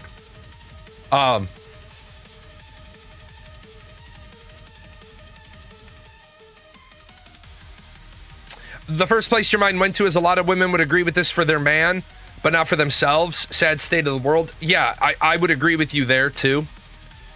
I would absolutely agree with you. There's a lot of there's a lot of difficulty there. It hasn't gotten awkward. Yeah, it may not get awkward for you guys, which is good. It may not get awkward. It can get awkward very quickly. It especially gets awkward when the girl has a boyfriend. The boyfriend comes over and finds out she has a male roommate. Guys tend to be overly territorial. I'm a big fan of the chess theory, right? A lot of guys get overly territorial about their girlfriend. They're like, don't talk to my girlfriend. My response was always, text her, call her, go ahead. If she texts you back, if she calls you back, take her. I'm looking for a soulmate, not a hoe. I believe in the chess theory. I don't lose the game because a pawn takes my queen. Not having a queen behind me, right? In the game of chess, the queen defends her king. So if I'm in a game and a pawn takes my queen, it makes the game harder, but it doesn't mean I lose. Okay, this pawn took my queen. Knuckle up, bitch. Let's promote another queen. I think that's the piece. I think that's the piece that we forget. Yeah, it just means I need to promote a pawn. I think that's the piece that we forget about the symbiotic relationship. The man and woman relationship, the value of the woman is that in the game of chess, the queen defends her king. The other side of that is a female lioness can go out into the world and brave anything because it doesn't matter what's behind her or doesn't matter what's in front of her because she knows the big king of the jungle male lion is behind her. We don't have, I've noticed this, we don't have that deep love anymore. You very rarely see examples of that deep love. We've marginalized it. We've excluded it. Like Tom Holland and Zendaya is a great example of, I'm glad those two have what they have. First of all, Tom Holland, I know he's a young man, but he's a young man with a good head on his shoulders. How does he handle complaints and criticism about him? If you have a problem with me, text me. And if you don't have my number, then you don't know me well enough to have a problem with me. Now, he didn't write that, but he repeated it in an interview, and that's fucking solid gold, man. Don't be worried about people having a negative opinion of you. If you have a negative opinion of me, if you've got a problem with me, go ahead and text me. And then people were saying, oh, well, are you going to give up acting or is she going to give up acting to raise the kids? He's like, no, I'm going to stay home. I'm going to raise the kids. He knows, Tom Holland knows what his future looks like and what her future looks like. Tom Holland was asked about what his role in the Avengers movie was going to be. And he was like, probably not a lot. I have a movie I'm doing and I'm getting married and she has a movie. And somebody was like, well, she could move her production. He's like, no. Tom Holland? No, Tom Holland is Spider-Man. He's that little boy looking Spider-Man from the Avengers. Tom Holland is marrying Zendaya, or has married Zendaya. Did they get married? Did they didn't get married? I don't know from experience, but I'm gonna bet that sex is a lot deeper from a woman who is deeply irrevocably committed to you through love and affection and shared experience than from a woman who does it because she's terrified of you. I agree with you. Yeah, it's Spider-Man and the Mary Jane from his movies, which I think is so cute. Hold on one second.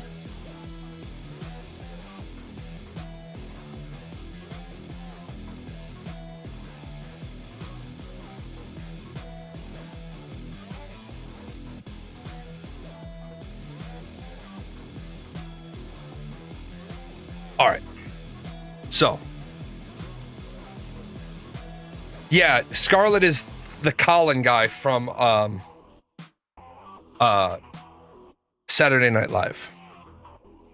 I love the Jimmy Carr quote or joke. I don't understand people who beat their wives. I mean, it's your wife. That's like keying your own car. Apply that to other issues. Why would I want to openly disrespect my husband or wife and make them look bad? It makes me look bad, and at the same time, since we're together. Right, exactly. That right there is, that was, if you've not looked up the Duluth model is, the Duluth model is a really, really, really long model. It's a really thick book. It's still pretty much the standard for domestic abuse. I used to get really frustrated with the clientele, and the guys would say shit to me like, and women would say the same thing to me. They would say, well, I didn't mean to hit him, I just lost control. Said, okay. So if just before you hit them, the doorbell rang and there was a cop looking in the side window of your door and they could see you and you could see the cop, would you have been able to control yourself and not hit him? But they said, well, yeah. I said, okay. If I told you right now in this class, if you can go 10 years and never hit your wife, 10 years from now, I'll give you $1 million. Would you be able to control yourself? And they'd be like, well, yeah. Okay, so you can control yourself. You just need an external motivator. You just need an external locus of control. I think that we get into these situations where we need to be aware of the optics. Yeah, sounds like you didn't lose control. You made the decision to fucking hit somebody. Like, I don't know about the rest of you, but I've never lost control and hit somebody. I've made a decision to stay in a situation where I knew I was going to lose control. I may lose internet because it's thundering out. And in my town, thunder and lightning means no internet. The internet in my town is allergic to rain. So I think that's another thing we need to, I'd like to see in high school, I would like to see all kids in high school take the Duluth model. Boys in one classroom, girls in another classroom. Take it separately so that the instructors can really get into the nuts and bolts, right? But I'd like every high school student in America to have to take the Duluth model. And if they happen to be one of these kids that's in like running start, then they'd have to take it at night or something. I think it should be a mandatory for graduation requirement. Because how can somebody know that they're the victim of domestic abuse? Not domestic battery, domestic abuse. How do they know they're a victim of narcissistic abuse or gaslighting or financial abuse or emotional abuse, right? There's a difference between not having access to the money and not having knowledge about the money, right? My wife and I have our own money arrangement. Our money arrangement is the money arrangement we want. It's the money arrangement we have. That is different, right, than other people's. My wife doesn't want to know how much money we have. My wife just wants to know that she has X amount of money on her debit card that is her fuck off money. It's OFO money. It's off fucking off. She also wants to know that when she wants something large, she can put it on the large item list and it gets prioritized. I forgot what something on my wife's broke. It was so inconsequential. I can't even remember what it was. Yeah, I can't. What the fuck was it? Shit, if I fucking can remember. Something on my wife's broke. And I said, okay. I said, just replace it. She's like, but it's expensive. I said, but replace it. She came to me a little while later. She's like, what got bumped? I said, oh, my monitor. She's like, but you need a new monitor. I said, yeah, but my monitor works. It's annoying. It's got a pixel out. My wife's monitor downstairs needs to be replaced soon. She'll get this one. I'll get the new one. She just needs a side monitor. This will be fine for a side monitor. Now, I'm not about to tell you how to run your money. If you and your wife are happy, or you or your husband are happy, or you and your whatever partner are happy, that's fine, as long as you're both happy. Some people use the Steve Harvey method. I recommend that method. I think it's a good one. If you as a married person... Let's see. What else we got today? Why did I pull this one down? My kid will never do homework because... Oh, okay. I'm going to play this video through and then we're going to peel it apart. My kid will never do homework because my goal is to put them in some sort of schooling so they learn while they are at school, and when they're home, they get to have fun with the family or we're doing something with the family. I'm not going to then do homework with my kid for 2 to 3 to 4 hours when he was just with a teacher for 6 to 9 hours. So you're telling me that you guys couldn't get all the work done while he was there, so now I have to, as the father, do homework with my kid? No. When my kid is home, he is home doing stuff with us, whether that's work or whether that's fun. I'm going to teach my kid to enjoy life, and homework is a direct blocker of doing that. They just worked for X amount of hours doing schoolwork all day. The presentation, the whatever, can fucking wait until they're back in school. Okay. This is almost a really good view. This is almost a really good view. The only thing that I would dial down with it is that it really depends on if your kid is in school for 6 hours a day or 9 hours a day. That is really the only linchpin in this. A little column A, little column B. Yeah, sometimes. The kid is going to struggle in college with that. You have to be able to prioritize studying in your free time. Yes, that is. Astro got to the point. You stole my thunder. It depends on what age the kid is, right? It depends on what age the kid is, right? It depends on if the kid is in school for 6 hours or 9 hours. I think if your kid is in a school that is a 9-hour-a-day school, they should absolutely not have homework. I think if the kid is in a 6-hour-a-day school, they absolutely should, because there is a huge difference between a 6-hour-a-day school and a 9-hour-a-day school. You can clearly see that difference between a 6-hour. You can clearly see that. I went to Catholic education my entire life. I can so it's private school, private standards, higher standards than the public school. Nearly every one of my private school friends went further in life than my public school friends because of things like work, study, discipline. Yes, if you have a child who goes to school for 9 hours, when they come home, they should be having fun. Because fun in quotes, with their family. I do think reading homework is fine.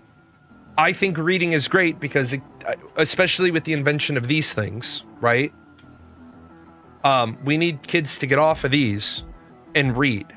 Now, some of you might hate me for this, but don't buy your kid a Kindle. There is enough evidence that shows kids need to read. Kids need to read from a book so their brains shut down. Hold on one second.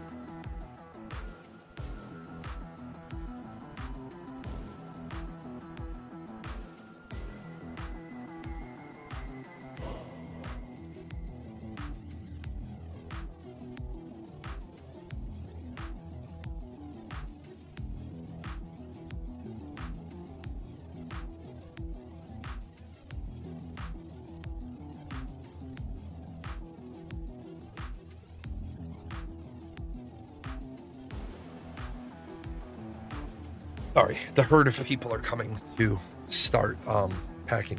But no, he has a really good point where if your kid's already in school for 9 hours. Now, as the kid gets older, right? As the kids get the book thing. There's a bunch of research that shows kids sleep better if they're off the electronic devices. So give them a book, have them read a chapter or two before they go to bed. Then good night. There's also, a lot of research that says don't have a TV in your kids' room. TVs are not babysitters. We shouldn't be treating them as such. Video game consoles are not babysitters. We shouldn't be treating them as such. There's also some really good research that says don't let your kids have their phone in their room. You shouldn't have your phone in your room either. I mean, I'm not trying to run your life for you, but there is a bunch of research about dopamine and serotonin levels where you wake up at 4 o'clock in the morning and you look at your phone, you subconsciously look at your text messages and nobody has texted you overnight and you get sad. Well, who the fuck is supposed to be texting you through the middle of the night? You're supposed to be sleeping. There's a lot of good research out there that says put your phone on a table across the room. If you need it in the room because it's your only telephone, put it on a table across the room for you. And if you're going to use it as your alarm, now you got to get up and cross the room anyway. If you want to be able to see the time, get an alarm clock and put it on the side of your bed. A lot of good research for that. Really good for kids. Well, what if I need music to sleep? There's lots of alternatives for music other than a phone. But I do agree with that father. If the kid's at school for 9 hours a day, kid probably shouldn't be doing homework. If this kid's only in school for 6 hours a day, he probably needs to have some homework. As the kid gets older, the college thing comes in. Phelan said goes to school about 6.5 hours a week, studying and do homework for close to 60. It was, so I'm going to call it 5 hours, but it was really 4 hours and 10 minutes.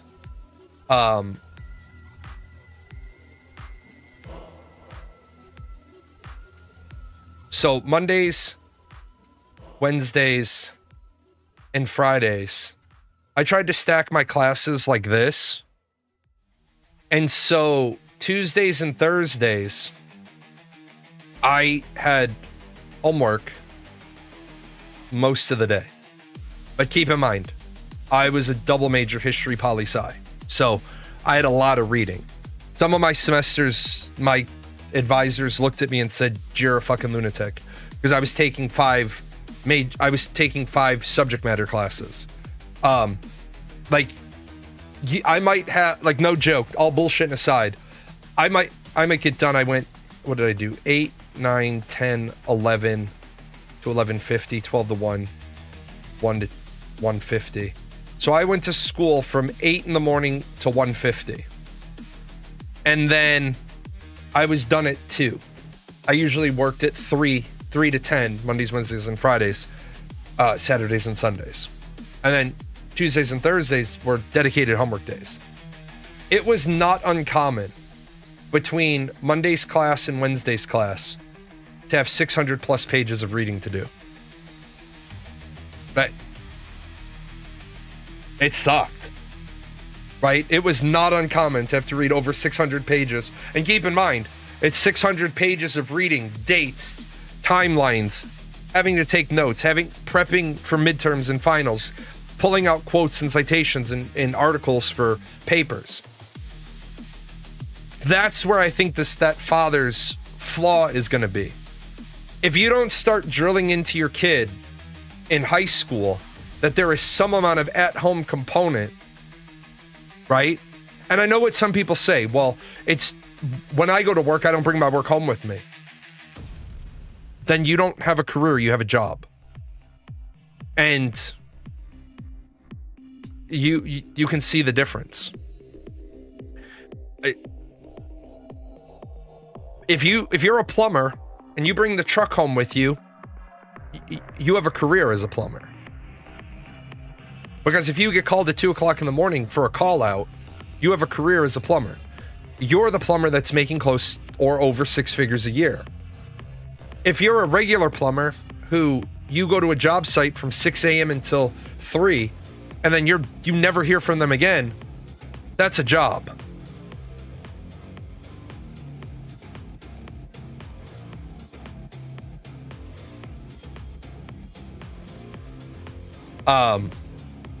Hold on one second.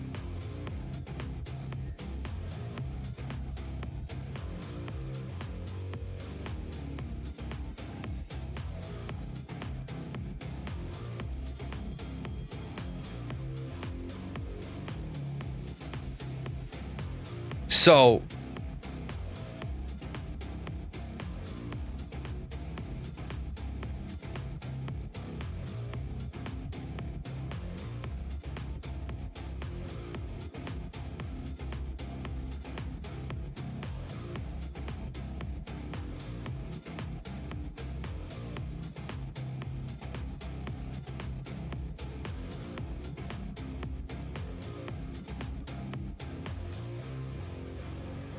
ChatGPT, can you summarize this and make a cheat sheet for me to study these example tests I got from previous classes? That's what kids are doing these days.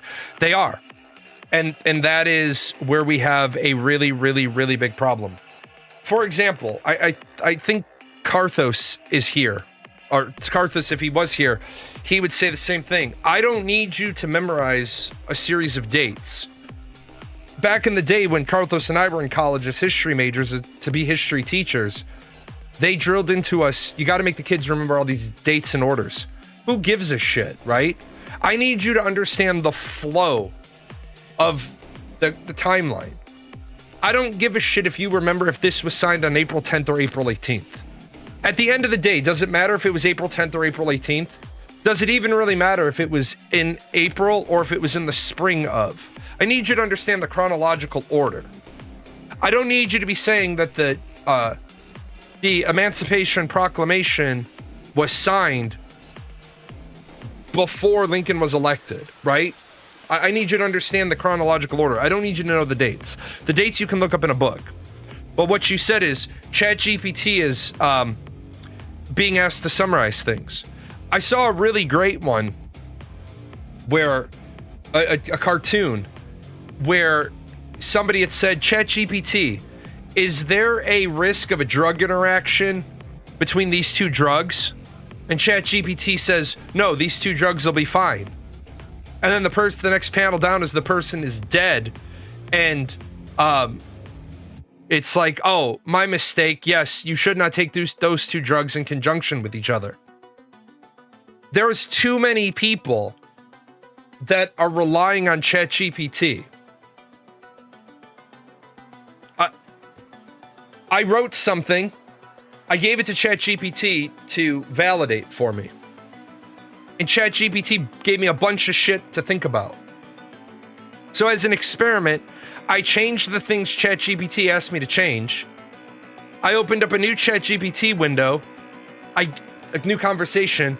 I gave it back to it, and ChatGPT said, I'm not so sure about some of these things.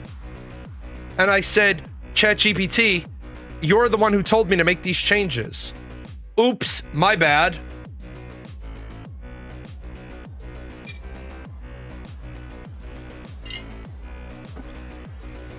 I think you're absolutely right.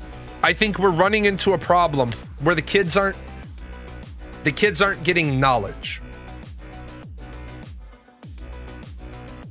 Yeah, you need shit that you need validated to your network. Like, it's one thing to ask ChatGPT a quick question. Like, what do you think about this? And then it gives you some stuff to think about. And then you think about it. Don't let the language learning model do your thinking for you. Let it give you the prompt to what you want to think about. My kid will never do homework. And your kid will probably never graduate college. I think this is a great one. A name brand company. A name brand company that's not adapting to the times. Some of you will be offended if you're motorcycle riders, but I think if you listen to this, you'll realize, damn, this hits a certain kind of way. Harley Davidson thinks young people aren't buying their motorcycles because they can't afford them, so it's looking like I'm gonna have to be the one to break it to them that we're not buying their motorcycles because their brand is built to appeal to 80-year-old bearded men loitering in Hooters parking lots in South Florida. So, I rode a motorcycle when I was younger. I rode a Kawasaki Ninja. I didn't want a Harley because I didn't like the idea of a Harley. Harley hasn't adapted. Harley's not appealing to, like, yes, Harleys are still really popular, but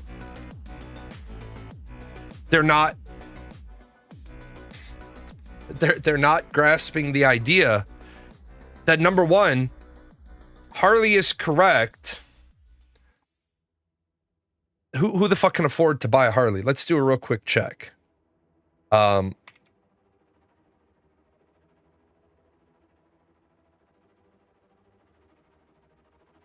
you consider a Harley is probably going to be your secondary ride, right? Starting at 50,000, starting at 45,000, starting at 44,000, starting at 32,000, starting at 32,000, 25, 24, 51, 49. Who the fuck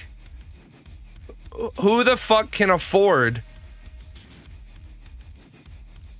First of all, these are ugly looking anyway. Starting at 14. That's a little better. That's a little better. Right? A Nightster, 10,000. Okay. Okay. Yeah, Nightster, 9999.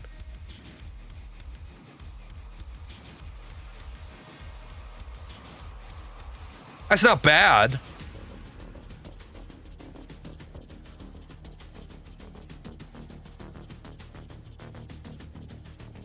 But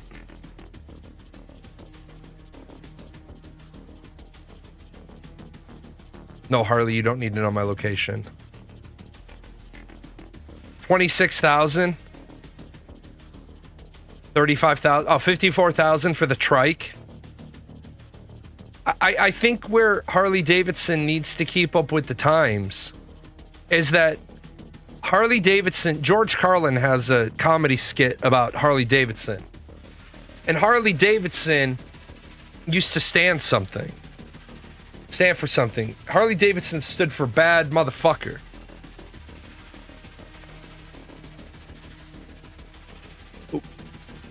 Our society has changed. You can no longer have consensual melee combat.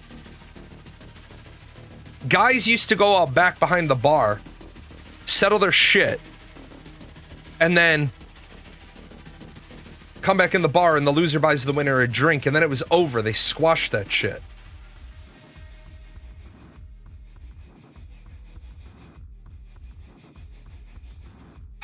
I don't think Harley Davidson has a place in 2026. I think the people that, because I don't think motorcycles have a place in 2026. I don't think people can afford, like, you can't ride a motorcycle every day. Like right now, couldn't be using a motorcycle today if you wanted to. It's raining. Now, I do know some dumb fuck people that only have a motorcycle. So if they had to go somewhere, they'd be on the bike in the rain. I think this is a really good indicator. Harleys are too expensive for what you get. Yeah. Motorcycles are a traffic hazard anyway. Yeah, as a guy whose one of my knees is fucked up from tipping my bike. Yeah.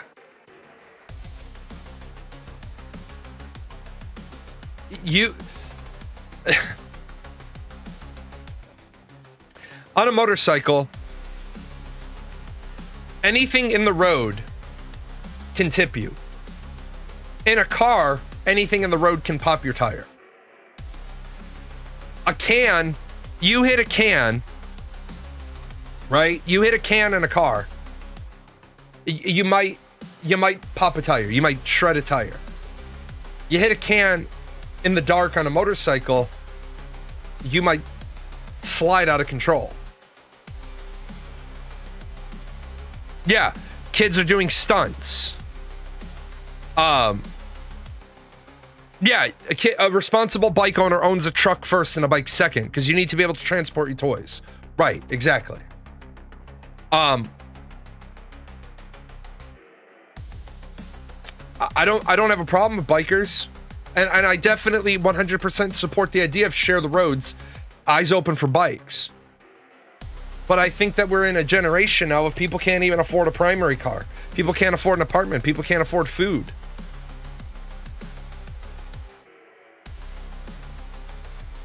Let's see, what else do we got? Harley Davidson thinks young... After Harley Davidson... Oh, speaking of school, I was supposed to play this one with the school one. We were talking about school reform. What is up with all the schools that want teachers to give the kids 50% for putting their name on a paper? Should students get no credit if they do no work? If a student turns in an assignment, didn't do any of the problems on it, or didn't turn in the assignment at all, should they get a 50? Should they get a certain amount of credit if they didn't really do any of the work? Well, a lot of districts are implementing policies that say things like the lowest possible grade is a 50. You get at least 50 points, even if you don't answer any of the questions, or even if you don't turn in the assignment, you still get a 50. And policies like this really bother a lot of people. Like at a fundamental level, people feel like it's wrong to give credit for work that wasn't done. And people are concerned about the lesson that teaches students, that, hey, if you go through life and don't do anything, you still get half credit. Like that just seems kind of deeply flawed and like a harmful lesson to teach young people. And I get that concern. And I think it's important to understand where policies like this come from. Policies like the lowest possible grade is a 50 come from a desire to fix a flaw in our grading system. Our traditional letter grading system is irrational and unfair in a very important way. If you think about the impact, the mathematical impact of a 0 on your grade, like... Okay, so this is because they can't pass all the kids who aren't doing their work, but what they do with the kids that get held back by 3 grades.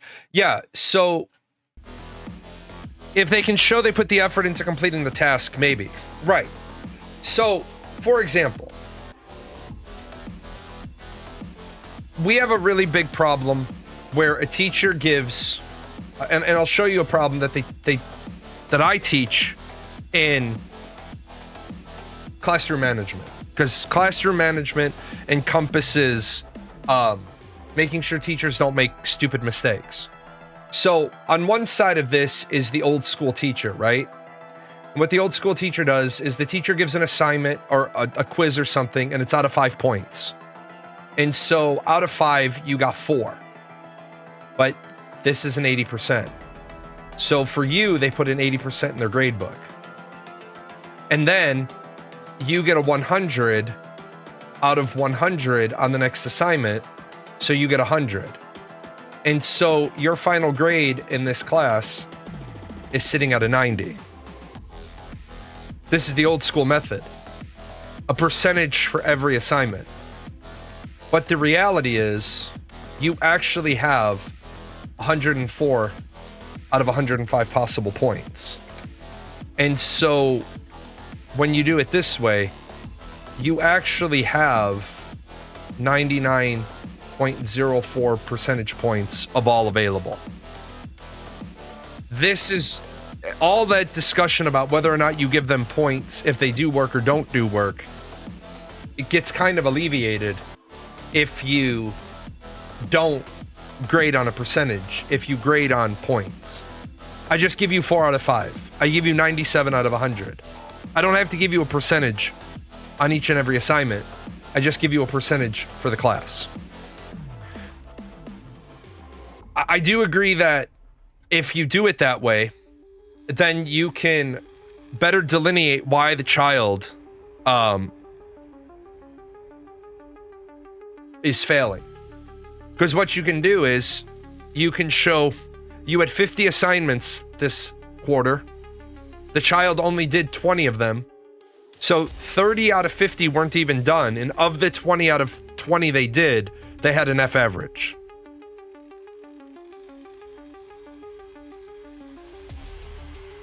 Yeah, you get 1,600 possible points. Getting a 0 means you got no points for that assignment. Right, a points-based system is better. Show all your work, get an answer, but you fucked up a little once you got 37 instead of 3.7. Yeah, that's why math teachers always say show your work. Because if a problem is worth 5 points, and you got it all right until the arithmetic at the end, the teacher can give you 4 out of 5. Circle where you did the arithmetic wrong or where you moved the decimal wrong and say, you know how to do it, you just didn't do the fucking moving of the decimal right. That's a good way to do it. The Air Force on our block exams, it's 5 questions. It's on our equipment exams. Hold on 1 second.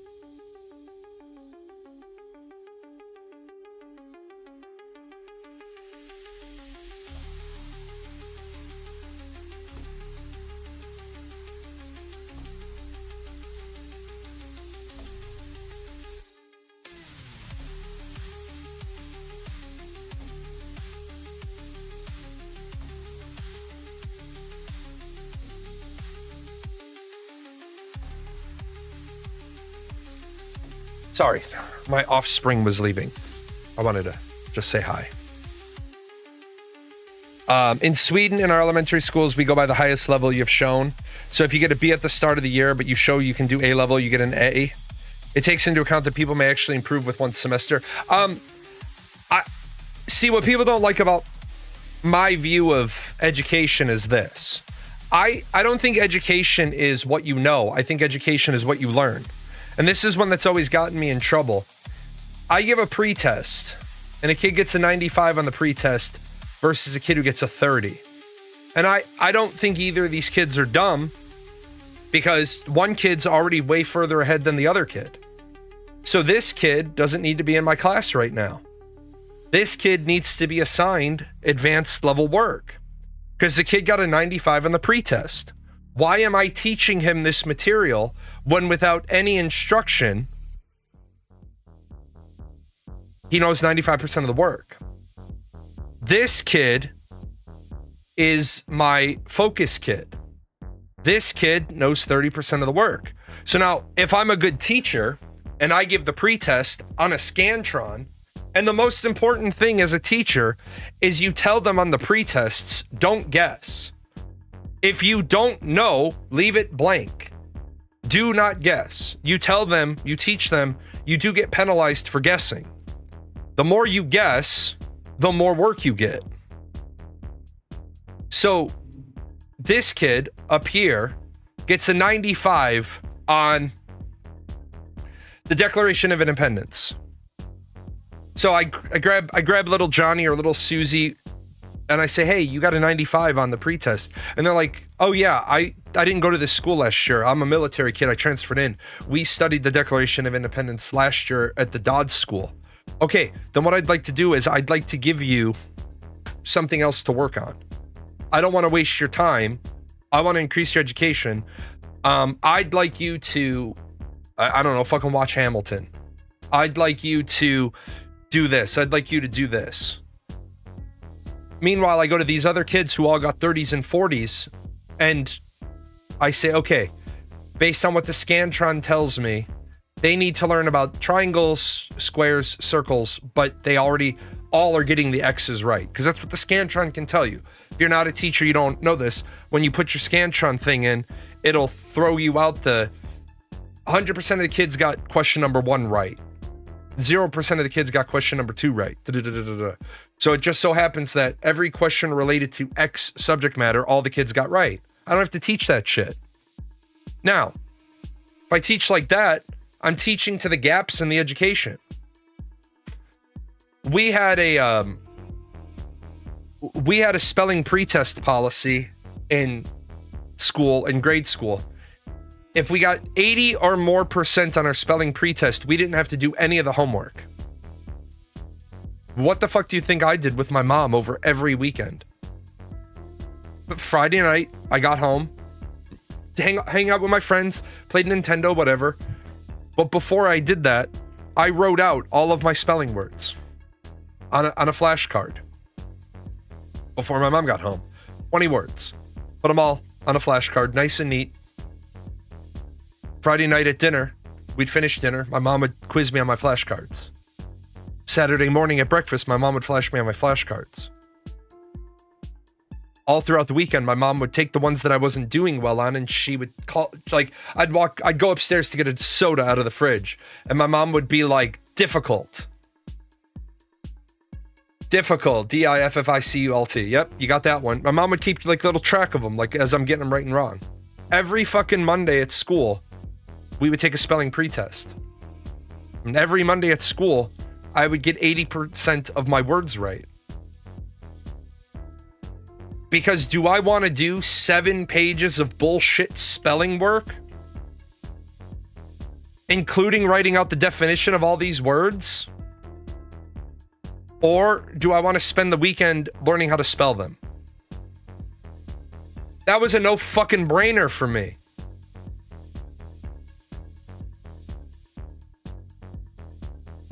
If you give the kids an incentive to teach themselves, they'll teach themselves.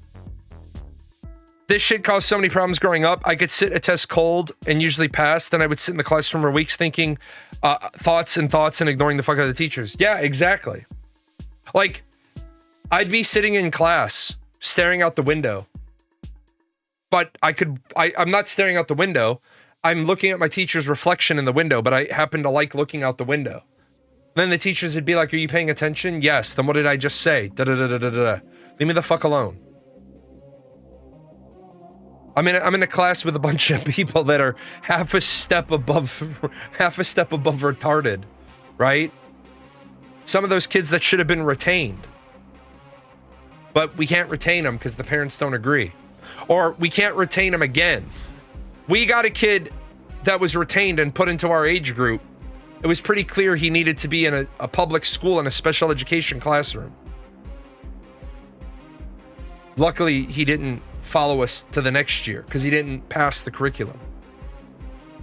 Should students... Let's see.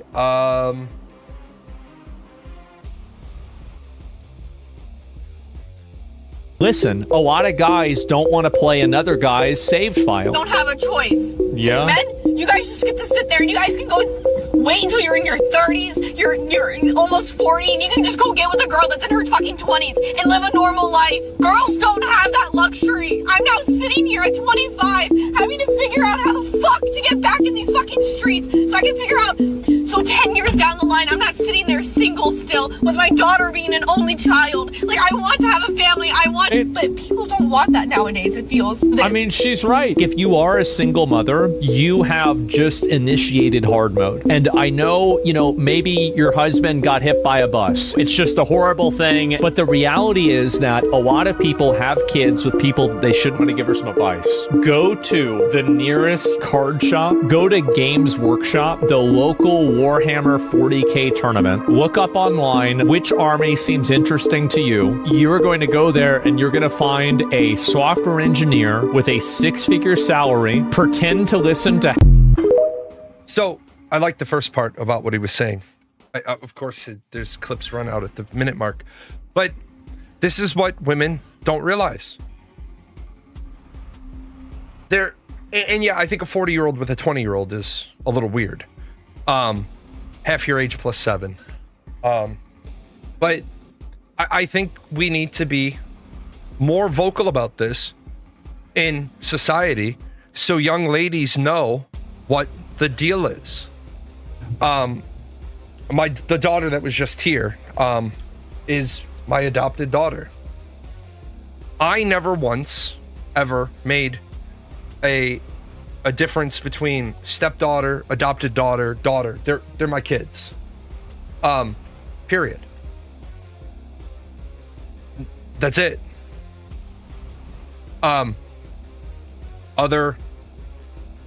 Other people call me dad. I took them in, dusted them off when they were young. They call me dad. Never formally adopted them. Still their fucking dad.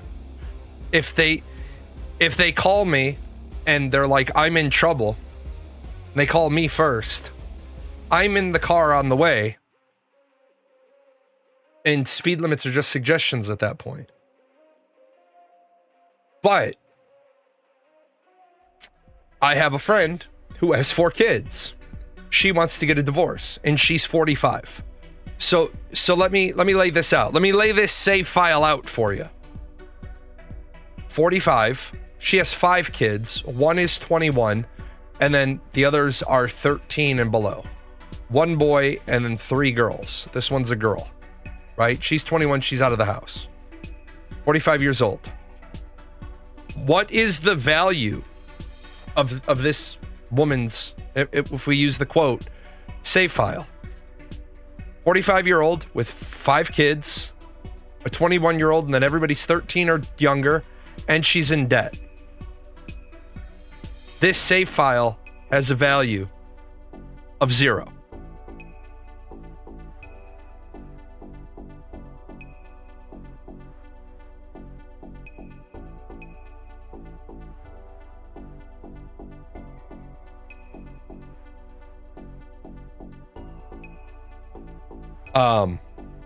And I don't know, I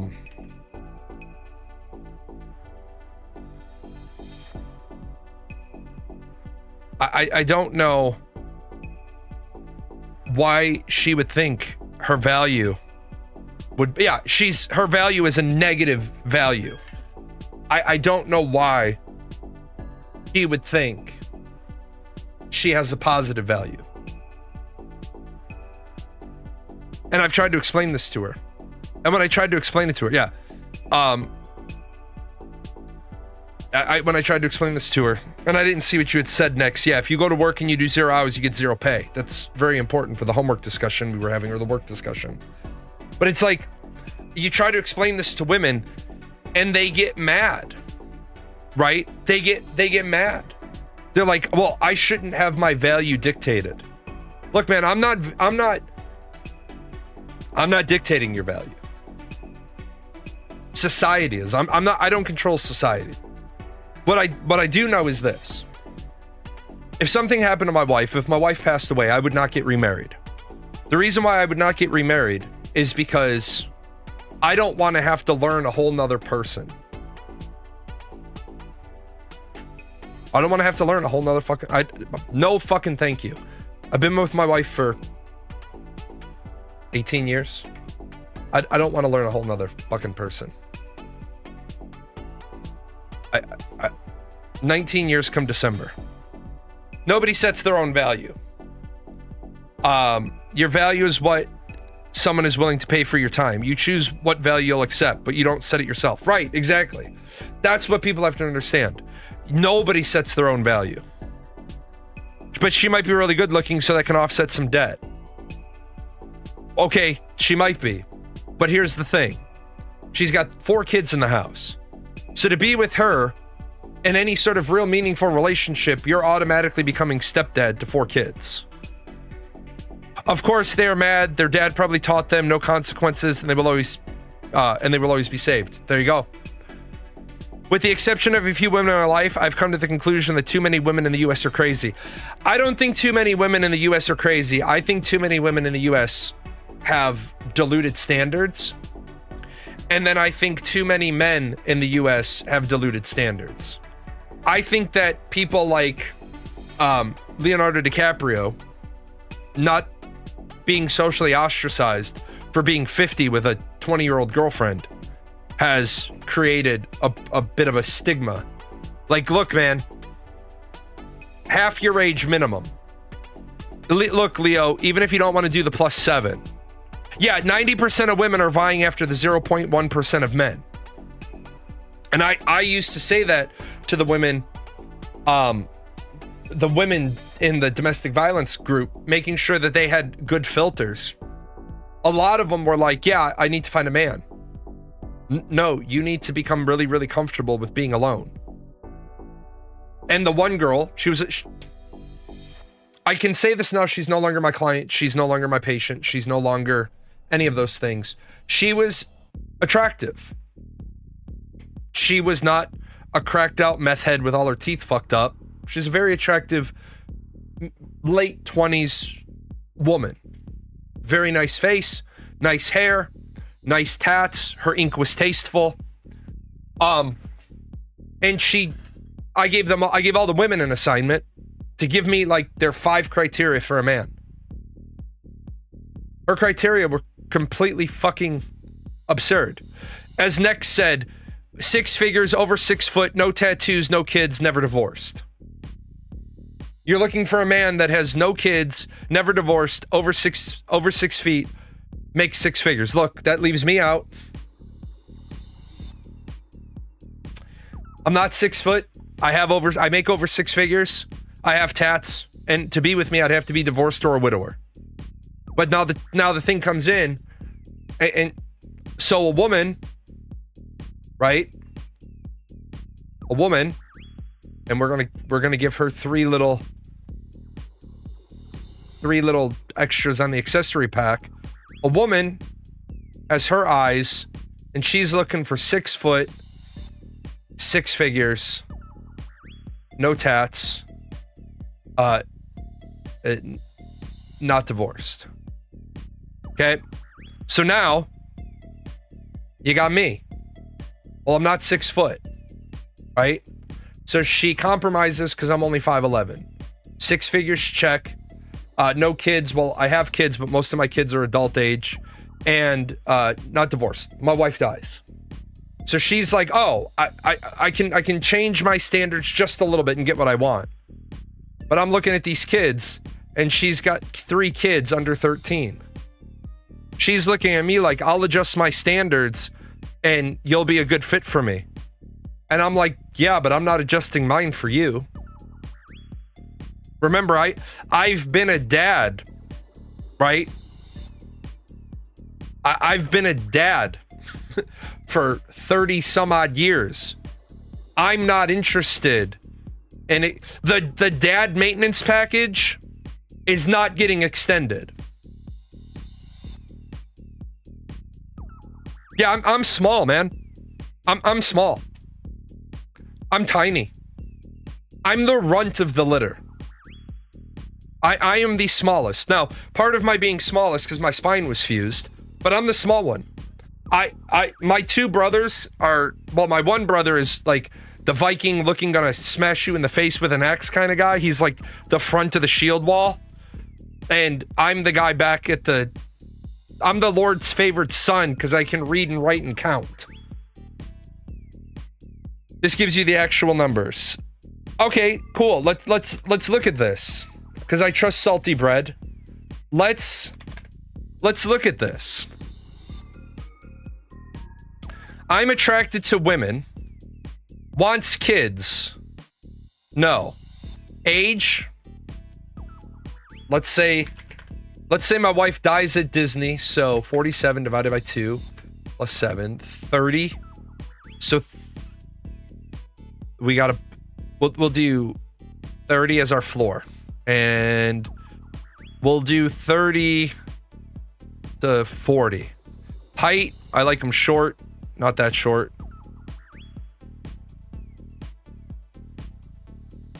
Minimum income, I don't care about their income. Ethnicity, any. Hair color, any. Eye color, any. Minimum education, they gotta have a bachelor's degree. I can't have a conversation with somebody without a bachelor's degree. Any religion. Smokes, absolutely not. Drinks, no. I'm gonna say drinks no. The reason why I'm gonna say drinks no is because I'm a recovered alcoholic and I don't want that. Exclude married, yes. Exclude obese, yes.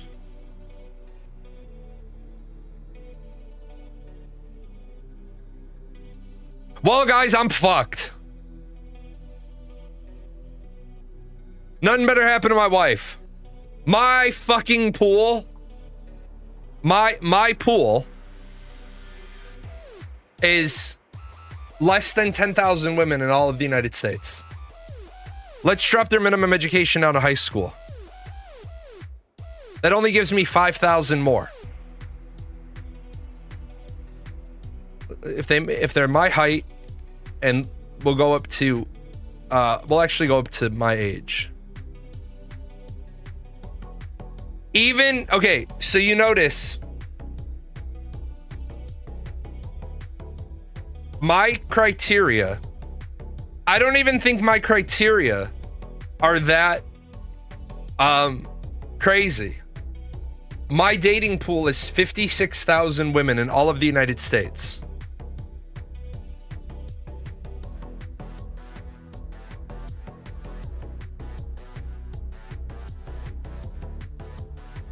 If I drop the age down to 25, I almost double. Okay, if I take out the education. So so that's the big one. It's the education. So if I go any education, I get up to 329,000. But the moment I say I want them to have a high school diploma, I'm down to 100,000. Oh wait, hold on. Excludes married.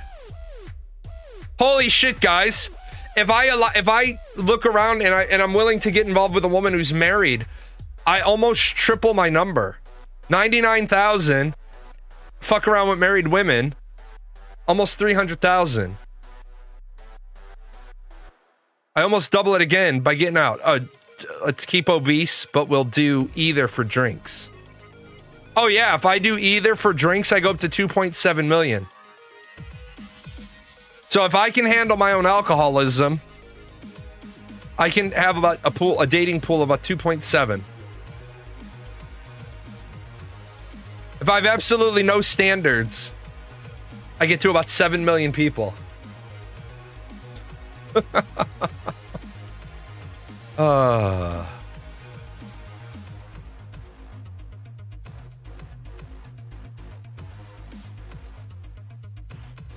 That's drinks and obesity are non-negotiable for me. To be honest, drinks and obesity are kind of non-negotiable for me because I struggle with my weight due to my condition, and I struggle with I don't want to be around alcohol. Most people understand in a social setting I'm not going to drink. I am not going to consume alcohol. Most people have come to accept that. The people who don't accept that, they come to accept it by not accepting it.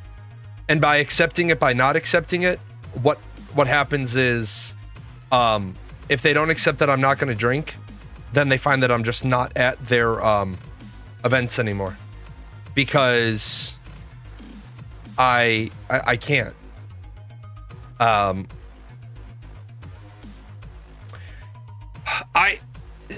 I don't care if a person uses weed in capsule or tablet or liquid form. I do not want to be around somebody that smokes weed. So that's a great website though. Let me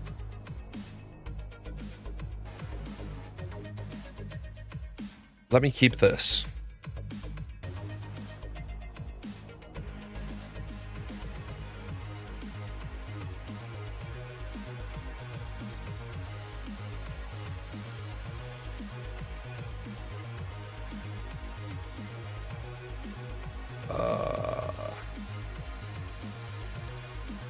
Let me keep this.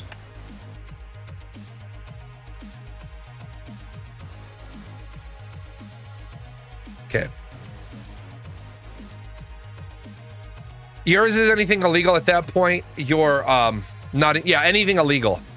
I am too fucking old to deal with illegality.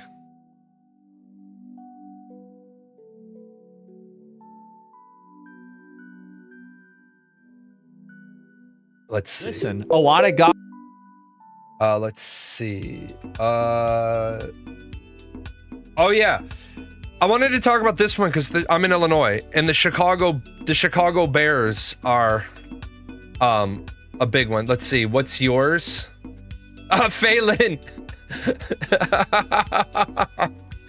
Phelan has exactly 0% of the women in the country. Phelan can't fucking nose to smokes, nose to drinks, excludes marries, excludes obese, minimum education of high school, the age range of 28 to 45, and 5'8" to 7 foot. Phelan gets exactly 0. So, in the state of Illinois, the Chicago Bears are leaving. Well, we don't have a finalized decision yet, but they're thinking about leaving. I want you to listen to how fucked up this deal is. Listen to how fucked up this is with the Bears and their ability to buy out of their contract to leave Illinois. Just listen to how corrupt this is. And nobody in Springfield is fighting for either of you. And here's a number nobody in Chicago wants you to see. $90 million. $90 million. That's the entire lease exit penalty the Chicago Bears owe to walk away from Soldier Field before the lease expires in 2033. $90 million to leave a building taxpayers spent over $1 billion to renovate in 2003. And which Illinois still has $470 million in its outstanding bonds.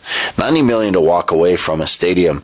The state of Illinois spent $630 million to keep viable. And even without 10 Bears games on the annual calendar, Indiana, 16 miles across the state line, is putting up roughly $1 billion. The Bears putting up $2 billion. That's $3 billion project. And the cost of escape from Illinois? $90 million, less than 5% of the total deal. That's not a stadium negotiation. That's arbitrage. And it gets worse. Illinois is starting at a projected $2.2 billion deficit for the fiscal year that starts in July. Governor Pritzker has already ordered state agencies to reserve 4% of their general fund spending to plug holes. The state's annual pension obligations are projected to top $11 billion next year. Sales tax revenue is forecast to decline. And the corporate exodus that started with Boeing in 2022 hasn't stopped. Caterpillar moved its headquarters to Texas. Citadel moved to Florida. Tyson Foods consolidated to Arkansas. Each one strip jobs and tax base. The Bears would be the 5th Fortune 500 caliber name to walk out the door in 5 years. How does a state finance a deal to build a stadium for a sports team through 2033? A 30-year deal that doesn't tie the team to the remainder of the balance. If you want to leave before your contract term, you have to pay the $470 some odd million. Chicago is a shithole. And I want you to realize Chicago is my home. I spent the first 23 years of my life mostly in Chicago.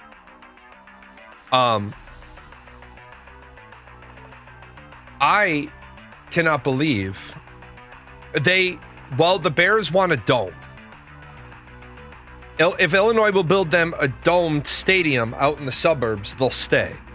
Indiana has already said, we'll kick in and we'll build you a dome. Soldier Field is an old field. It's old. What you can do with Soldier Field is highly limited because it's a historical site. The problem is,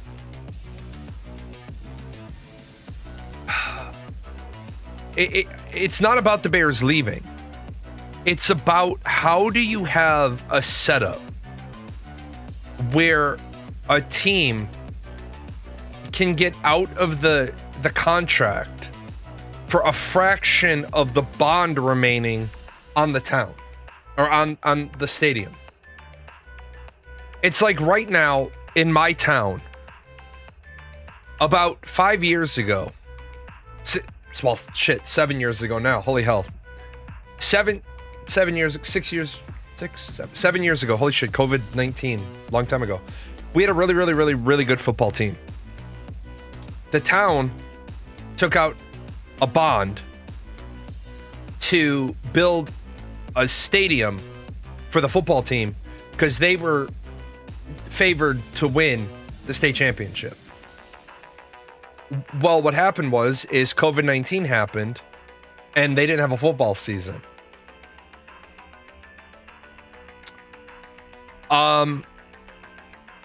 Now we have a bond. This town is so upside down in bonds that they bought a plot of land to build a new school. And they can't build a new school because they can't get any money because we're junk bond status in this town. Nobody will loan this town money. Now, unfortunately, and I will be the first to admit it, I don't pay property tax.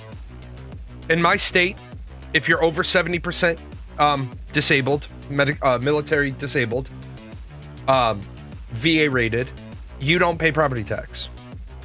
So I don't pay property tax. Because why would I? Why would I pay taxes that I don't have to pay? My town is like 40% disabled veterans because they all retire. The base is right here. Well, the town doesn't get the tax revenue. It can't build a new school. I don't feel bad because they keep allowing developers to build subdivisions without requiring the developers to pay more money so that they can advance the school and then pass that cost on to the home buyers because we're a year back in property taxes. So the first year you own your house, you're paying the property tax of an undeveloped piece of property. And then when you sell your house, you end up negotiating with the buyers that you'll like pay half of what's owed and then they're responsible for half. Now I never do that. I say, fuck it. You lived in the house up to this date, you pay the property taxes up to that date. And when they hem and haw, I say, you either pay the property taxes up to that date or we can stop right now. That's always in my initial offer. Before I get involved in doing inspections or shit, you will pay the property tax up to the date that you reside in the property. You'll give me an advance. We can hold it in escrow in case the dollar amount changes, whatever. But my state doesn't know how to manage shit. The Bears games aren't just about the team being in the state. The Bears games are, you have 10 home games. That's a lot of money. If they go to the playoffs, that's more money. It's about the hotels that surround. Like right now, if you look up, let me bring up a map. The really big problem with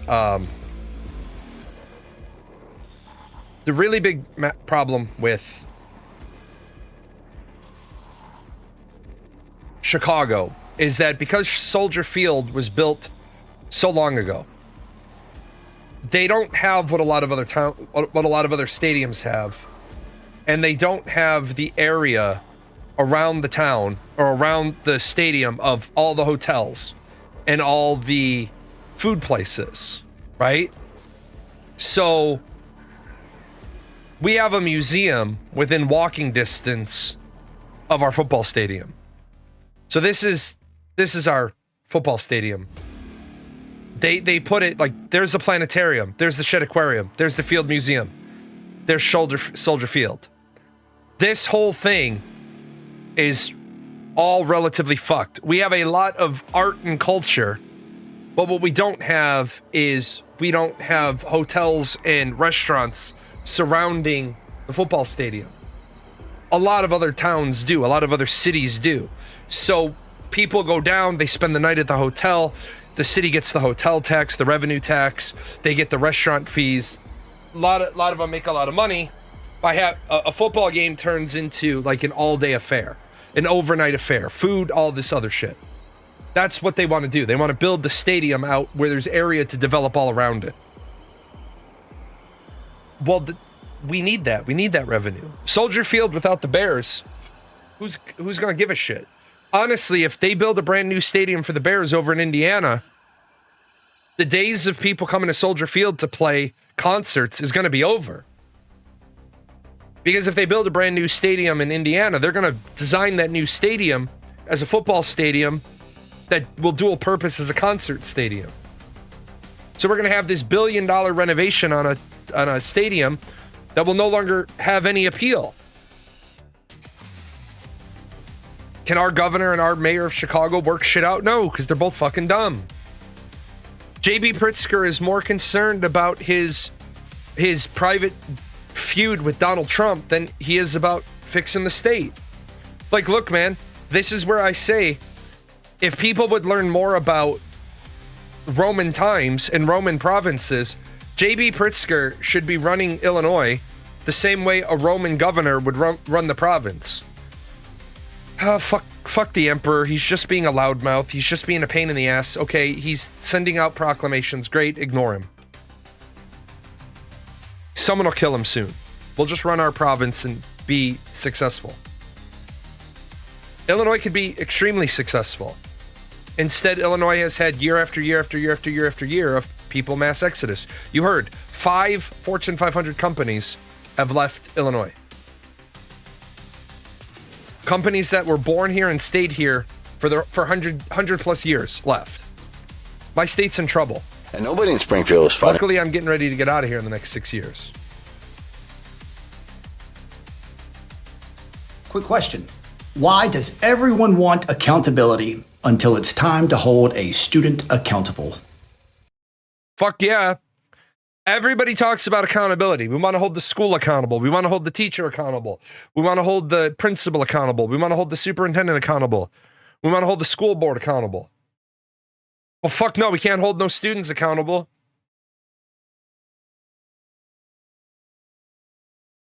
Which companies? Caterpillar, Boeing, the Chicago Bears would be number 5.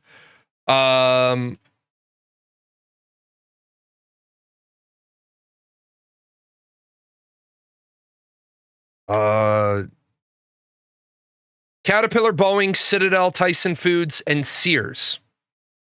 So, but Sears closed. Well, Sears moved out of Illinois, moved to California, and then they shuttered. Did you hear that the Rockies approved a 63 square mile data center in the middle of the desert that hasn't been out of drought conditions for decades? Yeah, we got to stop these data centers too. These data centers got to stop until we figure out how we're going to support them, because we don't need the ability to make fucking porn in real time. There's enough porn on the internet. How do I feel about the instances of parents being charged for their teens' crimes? I think some situations where a teenager commits a crime, definitely the parents need to be charged. I think other instances, the parents couldn't have known. For for example, my wife got into my daughter's car, and there were these little black caps in my daughter's car. And my wife called my daughter out on it, and she said, "What the fuck are those?" And she says, "I don't know." And my wife looked at her and said, "Wrong answer, because if I tell your father and he comes over here, he's going to look at those, and I don't know ain't going to be an answer, because it's your car, it's in your control, it's in your possession. What the fuck are they?" And she's like, "I'll get it taken care of." That was all. That my daughter's an adult. So if you don't want to give me an answer, then the only thing I need to hear from you is, "I'll get it taken care of." I don't know if they were the tops of alcohol bottles or the tops of something else, but you can't have them in your car, because those, right, are going to be the indicator that you've been drinking and driving. My daughter's car smelled like weed. I addressed it with her. I said, "You're not old enough to smoke weed, and you don't have a weed card, which means there should be no weed smoked in your car. We don't smoke weed in my car. Then your car shouldn't smell like weed." I just said to my daughter, I said, "I haven't got my rent, but your clothes smell like weed. You're not old enough to smoke weed. So that means he has money for weed, which means he has money for rent. If I don't get my rent, I'm going to shave off his hair. Sell his hair for lots to love." Trying to make her laugh because she's having a shitty day. But parents have a responsibility to make sure their kids are growing up to be full citizens. If the parent was reasonably expected to have known but their kid was committing a crime, charge them with neglect. No, if the parents should have reasonably expected to have known their kids would commit a crime, charge them as a fucking accessory to that crime.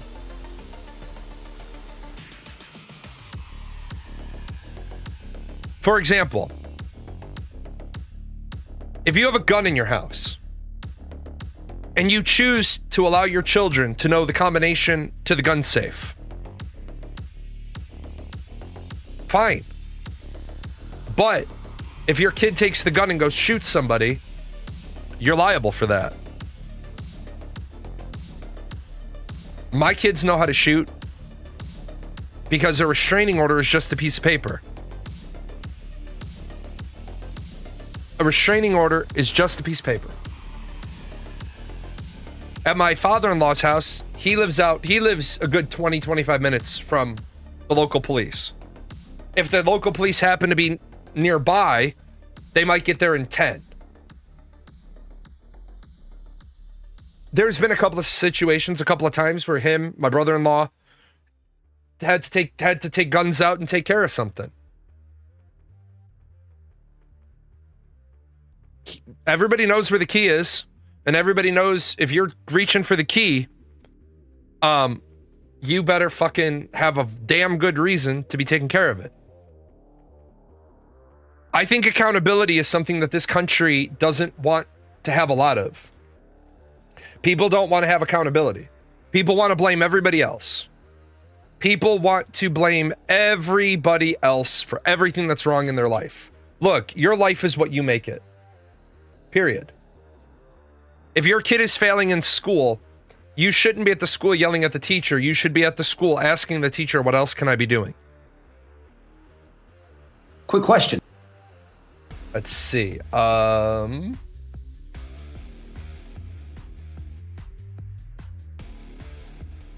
In the video in our truck.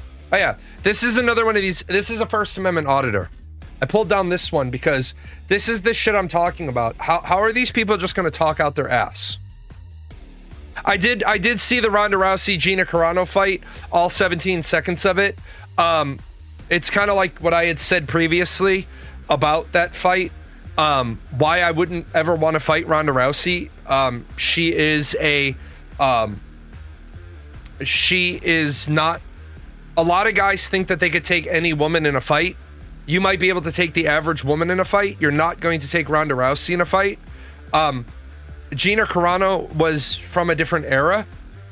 Gina Carano clearly didn't know what to expect. That is to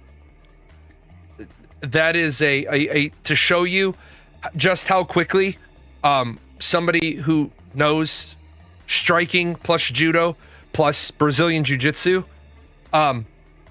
just how quickly they can function.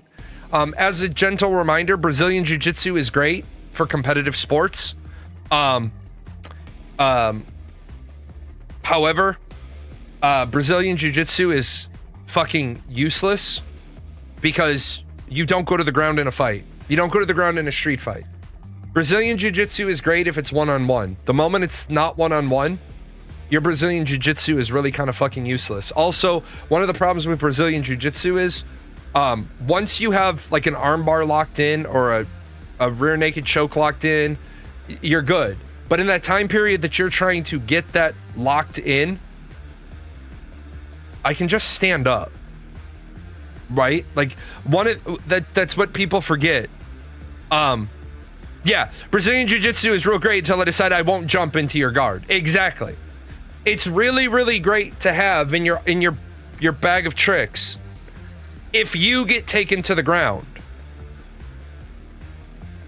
Right. An armbar also means you have no arms to defend yourself in a multi-person fight. Also, you trying to lock in an armbar in an actual fight means you have nothing. You're not guarding against this. You have this, and you're using both of your arms to get this, while you haven't noticed I've pulled out this, and I'm... There's a reason why military members that know... You can always tell the military members who have ever been grappled versus the ones who haven't, because the military members that have been grappled, they have one knife here, they have a karambit on each side, so that no matter which arm gets grabbed, they can grab a thumb. They put their thumb in the loop, and when they pull it out, it's a spring release, because fuck you. Also, one of the big problems with Brazilian Jiu-Jitsu is that, and it's a great form, it's an awesome thing to study for competitive sports. It's amazing for competitive sports. The moment the person is armed, I would say 70 to 75% of Brazilian Jiu-Jitsu goes right out the fucking window. Because if a person knows how to fight with a knife, and they keep it parallel to their arm, and this is just a butter knife, so it's kind of short, but when they keep it parallel to the inside of their arm, you're not grappling that. You can't grab go ahead and grab my wrist. Grab the inner part of my wrist for your wrist lock. As I have the knife, and I just have to, see that? You have it, and I can still manipulate just enough. Do I know what the SEAL team teaches about knife fights? Yeah, don't get into them, shoot them. Be the only guy with a knife. Like, knife fights suck. Like, no shit. It's like I've seen people, like, there's a reason why I tell people this. If a person pulls out a knife and they're holding it right, fucking run. You have 2 feet. Run the fuck away. Right? If a person pulls out a knife and they're holding it on an inward grip, if you got a person holding a knife and they're doing this butter knife Freddy Krueger slashing shit at you, yeah, they still have a knife and they're still dangerous. The moment they have that on that inside pull grip, don't fight them. If you're a cop, you have a taser for a reason. You have non-lethals for a reason. Don't try to get the knife out of their hand. Yeah, their doctrine is if it's unavoidable, keep the damage. Yeah, back here. Take it on the backs of the arms. Take it in places that is going to hurt, but not disable you. Yeah, a knife is a lethal weapon. Absolutely. 100%.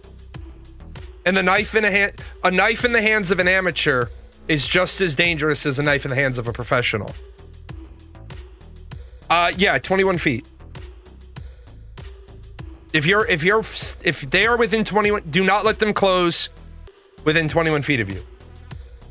If your gun is still in the holster and they are within 21 feet, there's a high probability they will close the distance before you draw and get a shot off, which is why operators do that quick pull. They train to pull and fire from right there, because if you're going to pull all the way out, that person's already on top of you. So it's the quick pull. It looks ridiculous, and you wonder why, they learned to shoot with just barely clearing. It's the 21-foot rule. Inside of 21 feet, if the person already has the knife out, they'll probably close before you clear your holster. So you gotta learn to fire when you've barely cleared. I feel most gun buyers don't know, nor do they believe in the 21-foot rule. I know most don't. Most do not. Most gun owners also, you see them at the range, and you see them fully extended. Fully extended is great when you're shooting at a paper target, but I hate seeing a person who's shooting at a paper target. Unless you're shooting, you shouldn't be out here. You hold from here. You hold down here. You keep your arms out here. The adrenaline is going to start shaking your muscles. You hold to here. I can keep you sighted right here. I can fire from here. I might get a round down my shirt, which is going to suck ass, right? But I can shoot from here. But I'm gonna keep it here until I need to back you the fuck off. If you back the fuck off, I'm coming back to here. I'm not gonna keep my arms out this whole time. Keep them rested on my chest. Stop that adrenaline from shaking my muscles. You get the people that their gun out, and then most gunfights occur within 9 feet. Most gunfights do occur. I don't know if 9 is the number, but most gunfights do.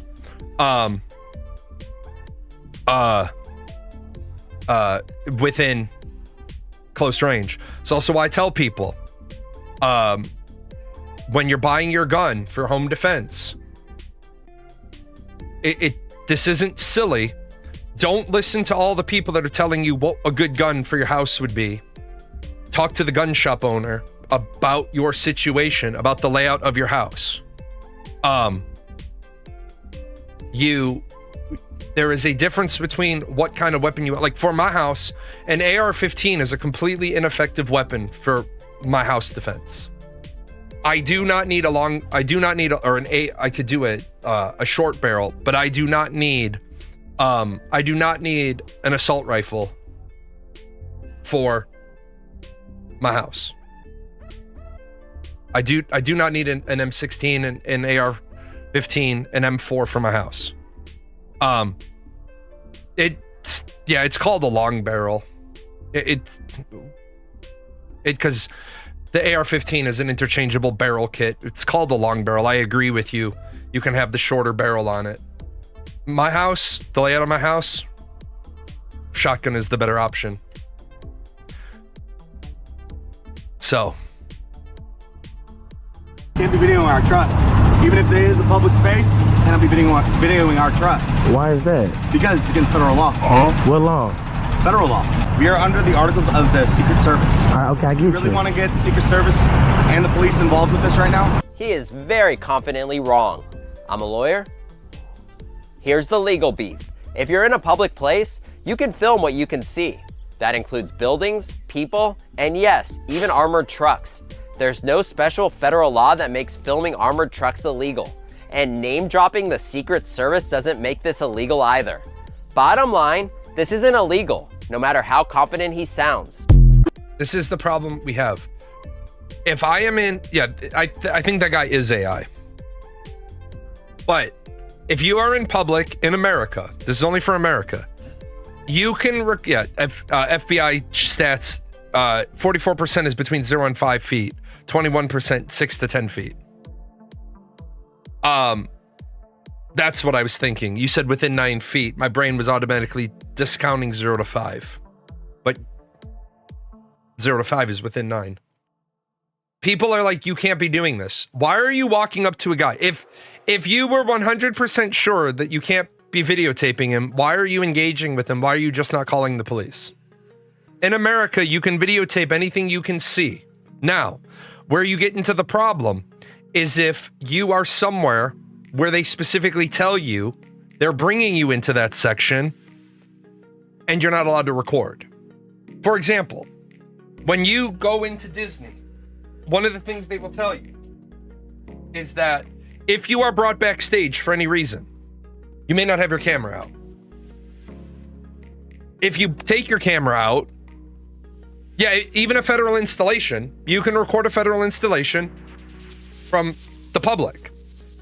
If you're brought onto a federal installation, and if it says no photographs allowed in this area, then you put your camera away. Now, for all of you that don't understand this, I do want to tell you how they ensure classified data doesn't leave on your phone. So that you are aware, when you enter a federal installation, there is a little blurb at the bottom of the metal sign. When you're entering, you agree to that little metal blurb. If your phone is confiscated, they are not going to ask you to open it. Okay? They are not going to ask you to open it. They are not going to ask you to delete the pictures. They are not going to do any of that. If you took pictures in an area you're not supposed to, they're going to confiscate your phone. They're going to detain you until they have all of the warrants they need to subpoena your whole fucking life. And you're never getting your phone back.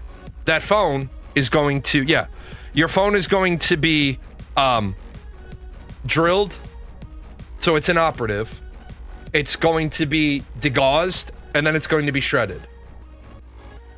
But your whole life is there, because they don't know if you automatically sent that shit to the cloud.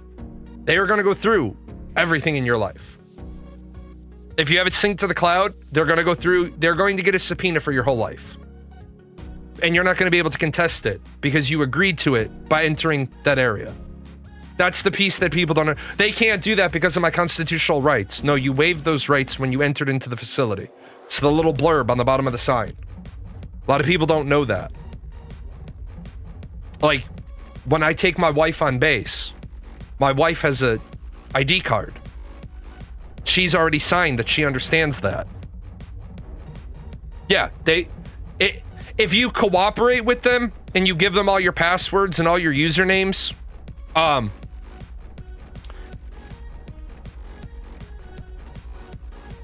nope. Even around federal buildings, if you are in public, you can record it.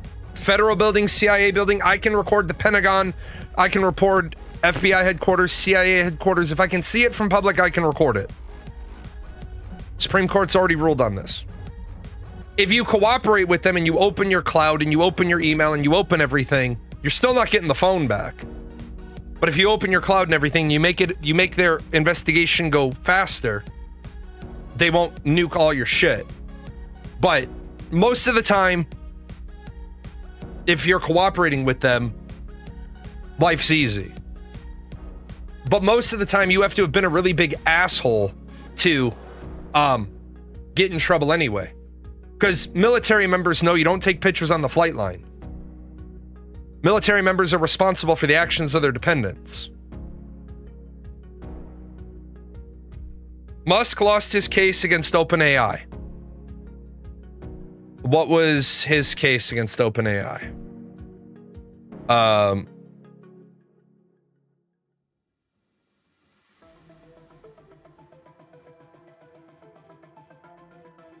In a unanimous verdict, the jury in Oakland, California said Musk had brought his case too late. The jury deliberated less than 2 hours.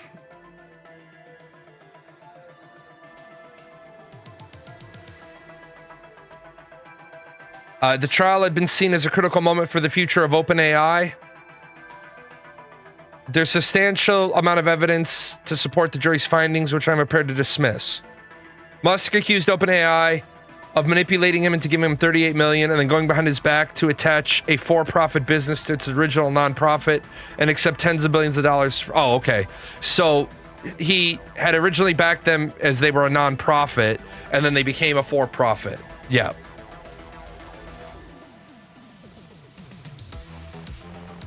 Yeah, life is much easier when we mind our own business. I agree with that. How much of the airspace is bought around bases? I imagine drones have tested that public site quite a bit. So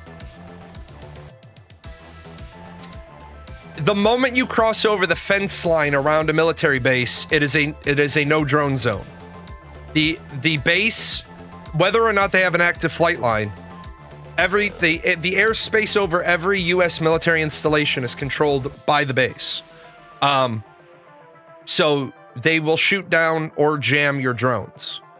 as far as flying them up so you can see further into the base, yeah, you could fly a drone a meter from the fence looking in.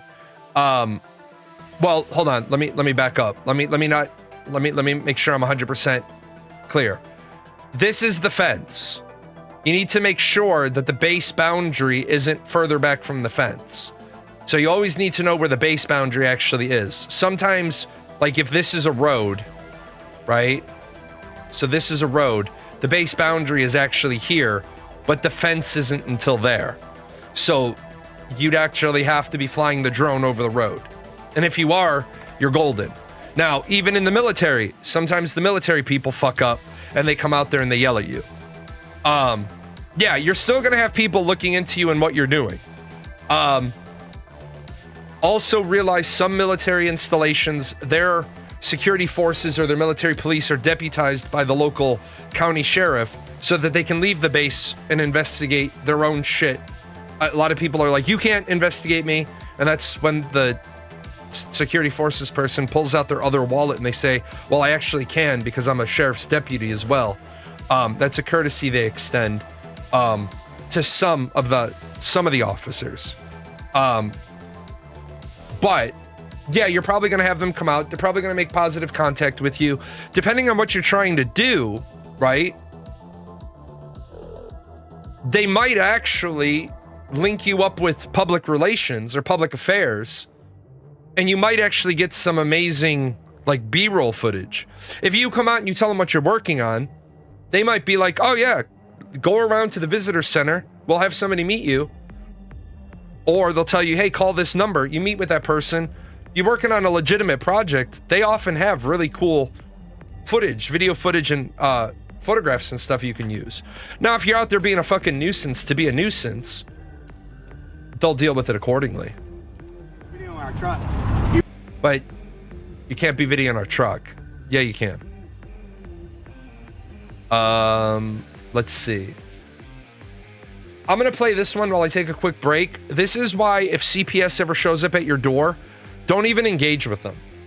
No, having us contact the police, that's have the police come out, because kids get scared when the police have to come out. Okay, You know, call they're the afraid police that then. their Get your dad's going to warrant. You get can arrested, you or can they're get your gonna... warrant and come back.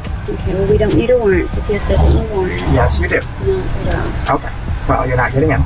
Okay, we don't want to come in necessarily. I mean, we'd like to come in and see. We would like your your cooperation just so we Well, can you're not discuss getting my that. cooperation. But really, we just need to see Gabriel. Why? Because we have a. Well, because per policy, we just have to face him to make sure that he's alive and well. Bottom line. No. We can see him through the door. It's fine. So that we don't have to traumatize him by calling the police. You can call the police. They're not coming in either. Well, it's not about they coming will in. if We we can bring call him to the door. We can call him to the window so we can see him. Yep. Anything. Whatever is your choice. Do you have any mental health diagnosis? Answer questions. Okay. Any criminal history? I don't answer questions. Is there a reason why? I mean, we're not Because you're here to- government agents, Right. and I like to exercise my rights. Well, so do I. Oh, okay. I mean, I think everybody likes to exercise their rights. Well, stop trying to step on them. Well, you know, we have a job to do. You understand that, right? And you know that your job stops as soon as my rights start.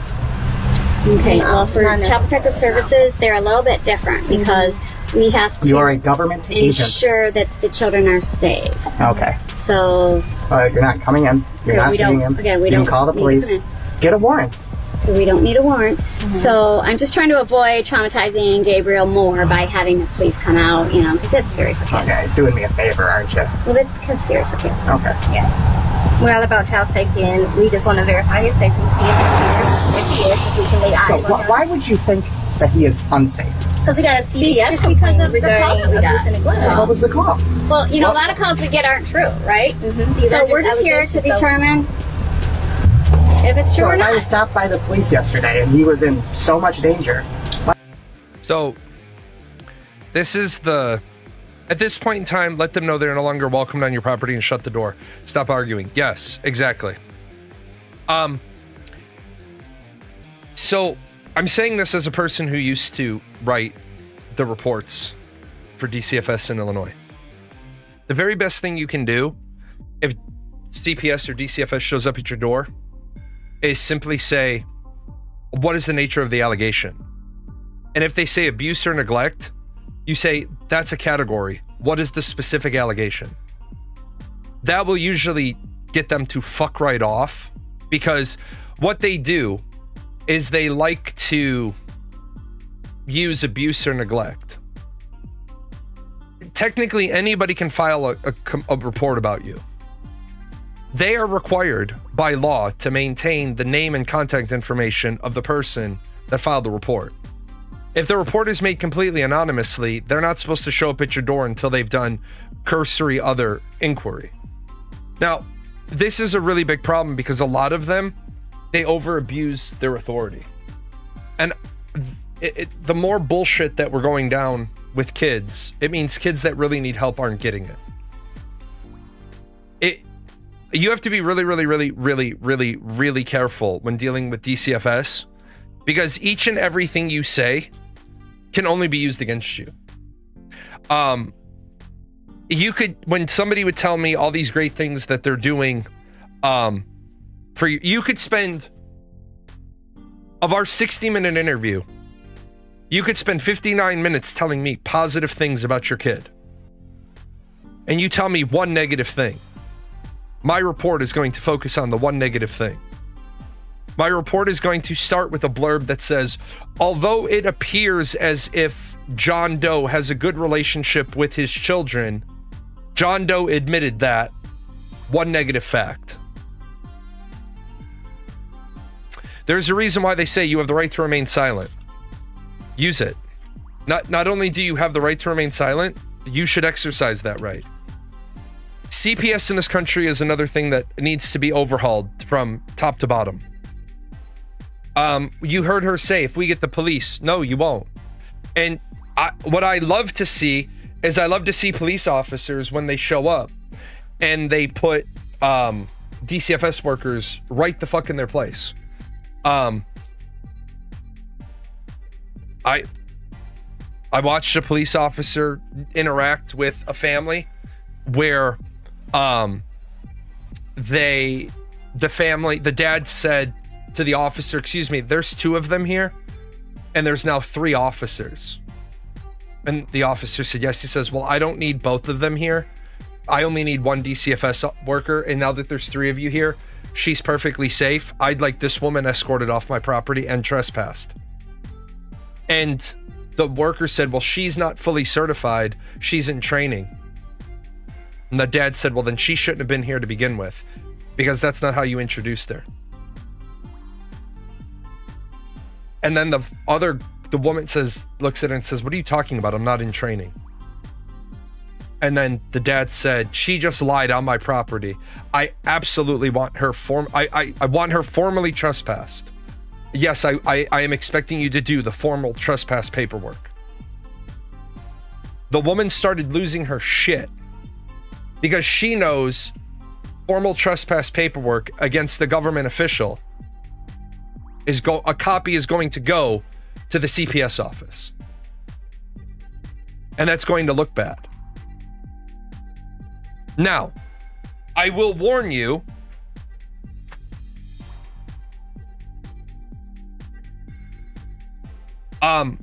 you don't want to stonewall CPS. If you think there's any bite to the allegation, get a family attorney. You need to get ahead of them, because if they can't get the information they need from you, they're gonna start digging into your life. But I hate the fact that this is what our society has come to. I hate it. I despise it. No, having I despise it. What even is CPS? Is it a federal agency? Oh no, it's CPS is Child Protective Services. They're not a law enforcement agency. They're an investigative agency for child welfare. They have every right to come to your house. Because what they do is they operate on an idea of implied authority. You do not have to cooperate with them. You do not have to sign any releases that they want. You literally, you do not have to make their job easy for them. But there, as with everything else, there is choice and consequence. The harder you make their life, the more they're going to dig. Like, for example, when I was getting my one of my SCIs in the military, they went back to my high school because they had to go back it like 10 years, but they had to talk to X number of people. So they went to my old high school and they just happened to catch my old guidance counselor. So 2 investigators went to my old high school. They walked in and they said, yeah, hi, is there anybody that can talk to us about a Mr. J? And my old guidance counselor was like, do you mean da-da-da J? And they're like, yeah, that's him. He's like, can I ask what this is about? And they said, well, we're just looking for some information on him. And my old guidance counselor knew me really well. He said, well, I know him and I know he's an incredibly private person. So unless you can tell me what this is about, I'm going to direct everybody to not really share anything with you because I know he's a private person. And they're like, well, why wouldn't you want to share information with us? And my guidance counselor from 25 years prior was like, because I just told you, he's an incredibly private person. So I'm not going to share anything with you, and I'm not going to allow anybody to share anything with you unless you can tell me what this is about.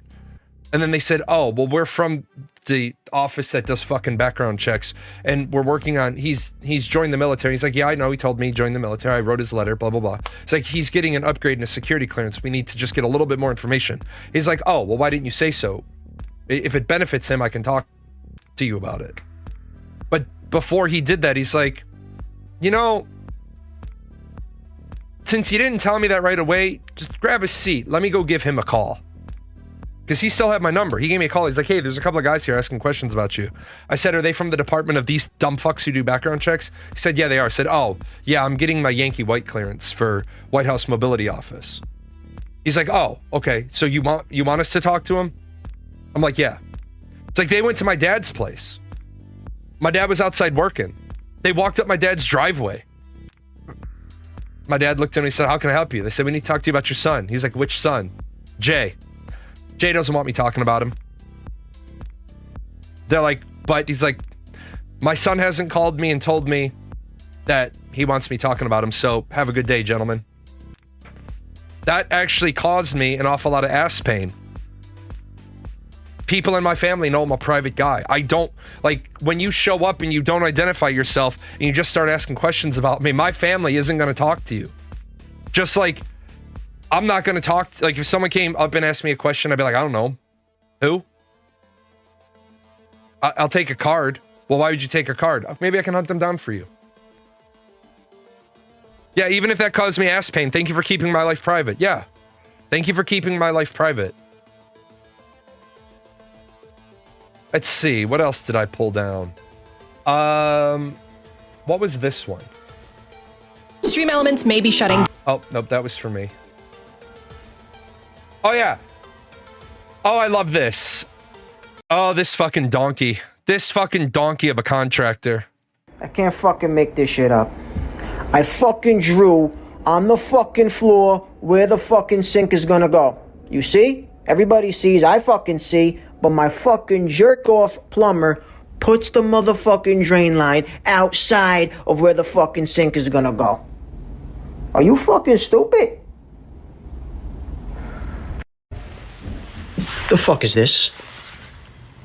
What, do you want to practice with his pro press? Seeing how good our fucking geometry is with this fucking shit? What's going on? Motherfucker. Not glue. The motherfucking cocksucker glued it in. We gotta fucking write it in Japanese next time, you cocks. This whole house is being held up by that shim right there. This whole fucking house. Right there.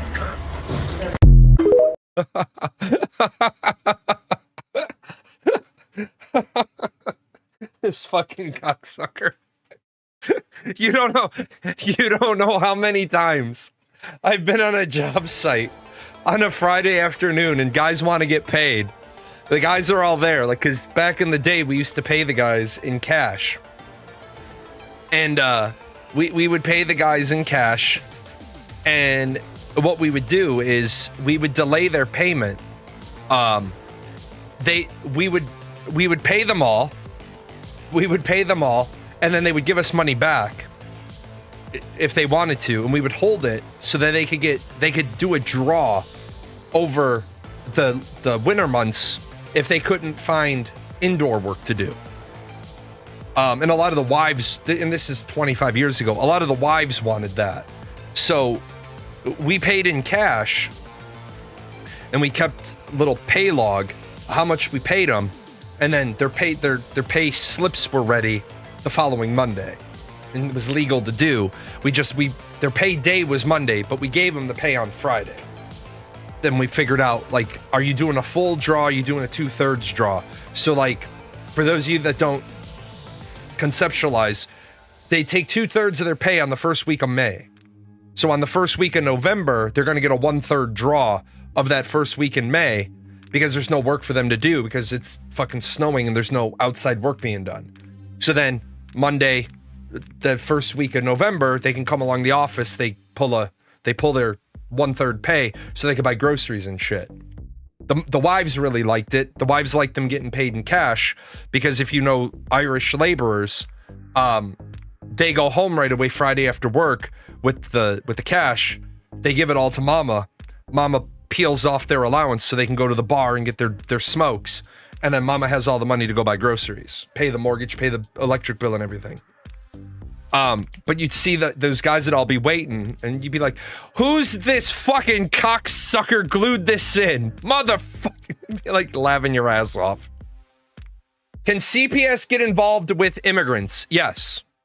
CPS does not care if the child is an American or if the child is an immigrant. Child Protective Services are Child Protective Services. If a child is an immigrant, they will get involved.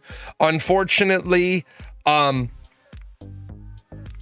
big flaw with Child Protective Services getting involved in immigrants is that when Child Protective Services goes around the house and they make their first engagement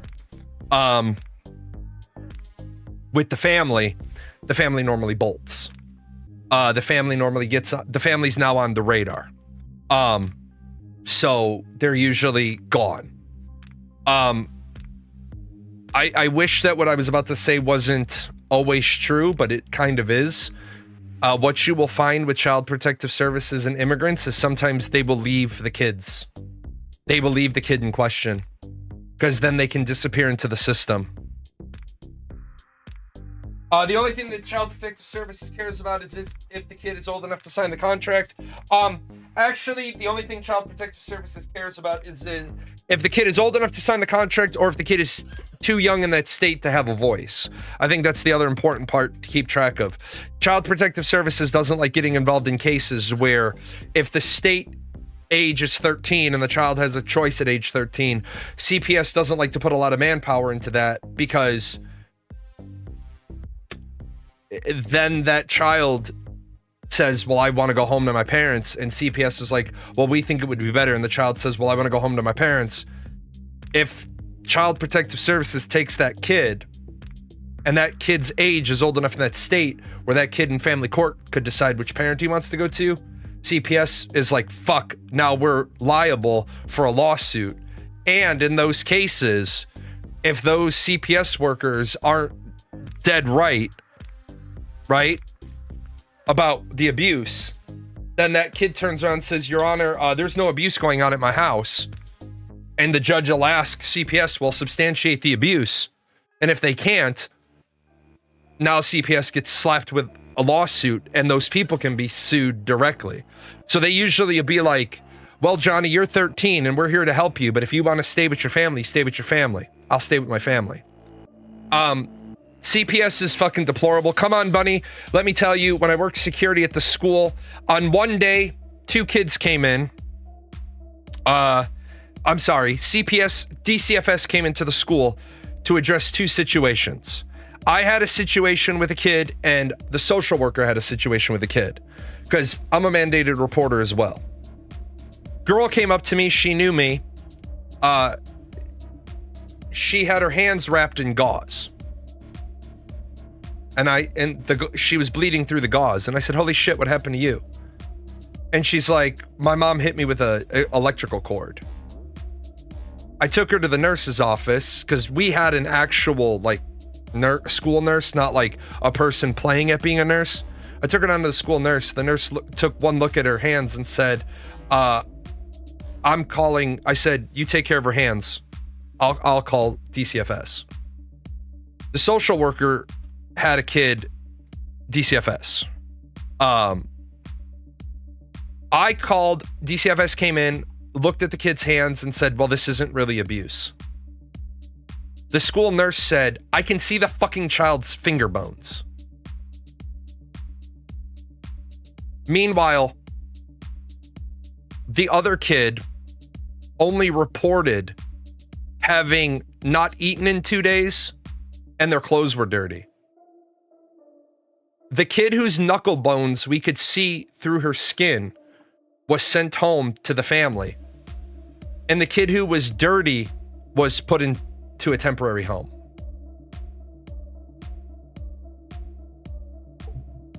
When I had to write up my report was scathing. To the point where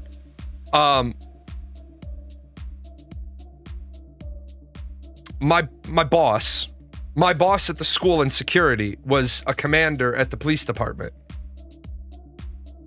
And he came in and we had to type the social worker reports on an old typewriter. And this was circa 2005. So he sees me and I'm on the typewriter because I'm supposed to be out at the cameras. And he came in, he's like, what are you doing? I was like, oh, I got to type this bullshit report. And he's like, it's like, which one? It's like, oh, it's a DCFS report. And he's like, is everything okay? I said, no, man. I said, that girl, I could see her knuckle bones through her fucking skin. He's like, no, you could not. I said, dude, go talk to the nurse. If you think I'm lying to you, go talk to the nurse. I said, I'm a medic in the Air Force. The nurse will tell you. I could see her fucking knuckle bones through her skin. He went down, he talked to the nurse. He came back to me and he said, stop writing that fucking bullshit report. He's like, get on the computer, write me up a police memo. I'm going to the kid's house. He went to the fucking kid's house. When he got to the house, the kid was getting beaten because the kid had the fucking audacity to tell the fucking school that she had gotten beaten the day before. The fucking social worker that refused to remove the kid was getting her ass beat. The police commander told me they couldn't even put clothes on her. They couldn't even put clothes on her. When the paramedics got there, all they could do was drape a sheet over her butt. They sent a girl home who had been beat, and she got beat so savagely, she was in the hospital for the better part of 2 weeks because her ass had been split open. That's what's wrong with our fucking society. That's what's wrong. The electrical cord the mom was using, it wasn't like it was a bare wire cord. The wire had all been stripped.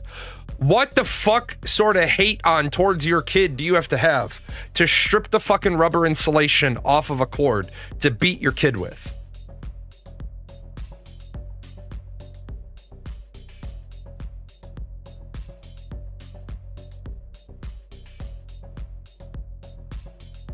I saw something about higher education.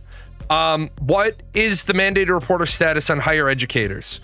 The mother did go to jail, but the mother didn't go to jail for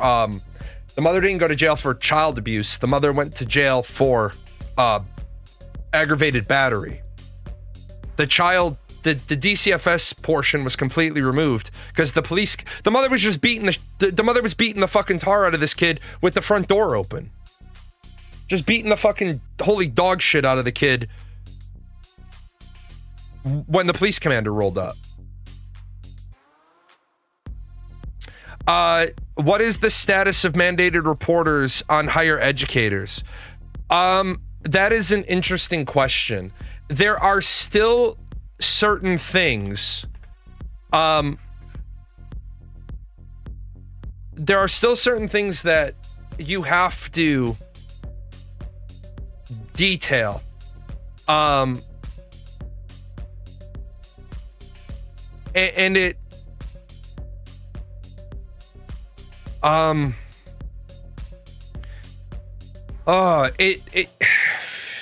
fuck's sake, it becomes a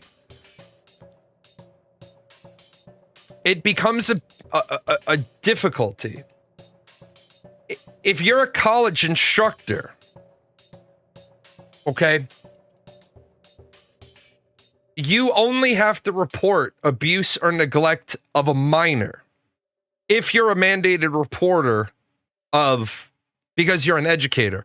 Remember, you can be a mandated reporter because a lot of different things can give you that checkbox of a mandated reporter. But for example, as a counselor, I'm a mandated reporter for both children and elderly abuse and other criminal acts I have to report. But if you're an educator, you're a mandated reporter for children and neglect involving minors. So if you're a teacher, elder abuse doesn't fall into your mandatory reporting.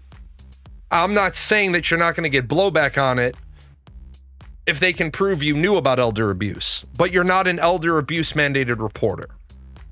So there's a situation in my course where she's like 70. We have a strong suspicion that she's being actively abused by her husband.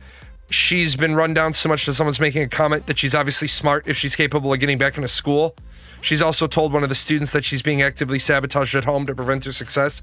Okay, so if she's 70, that's elder abuse. But because it's happening at the university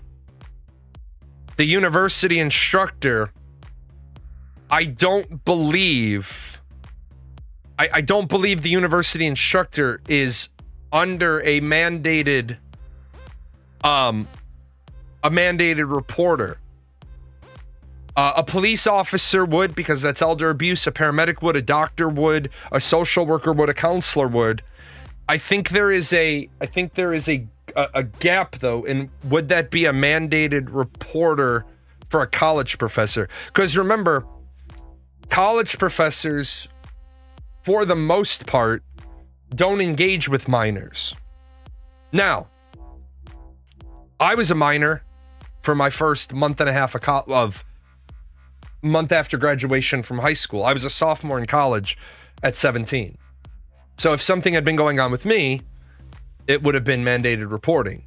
That's about the only time a college professor in my knowledge. Now, what if it was a college professor in the School of Psychology or Sociology or Clinical Social Work, or the School of Nursing?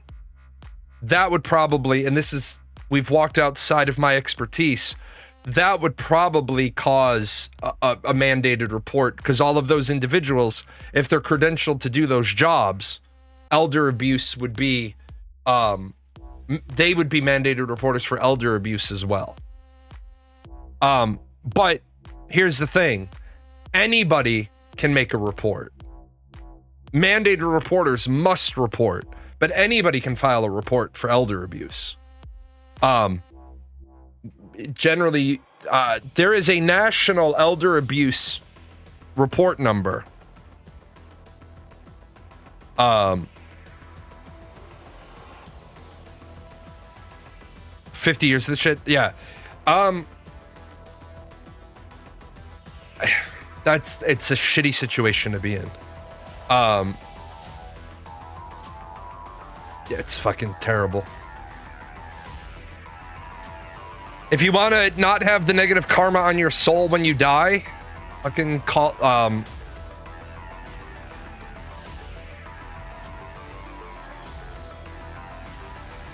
this is the National Elder Abuse Hotline through the Department of Justice. and they can guide you from there. That is the NAPSA, the National Adult Protective Services Association, under the Department of Justice. I can't fucking... Let's see.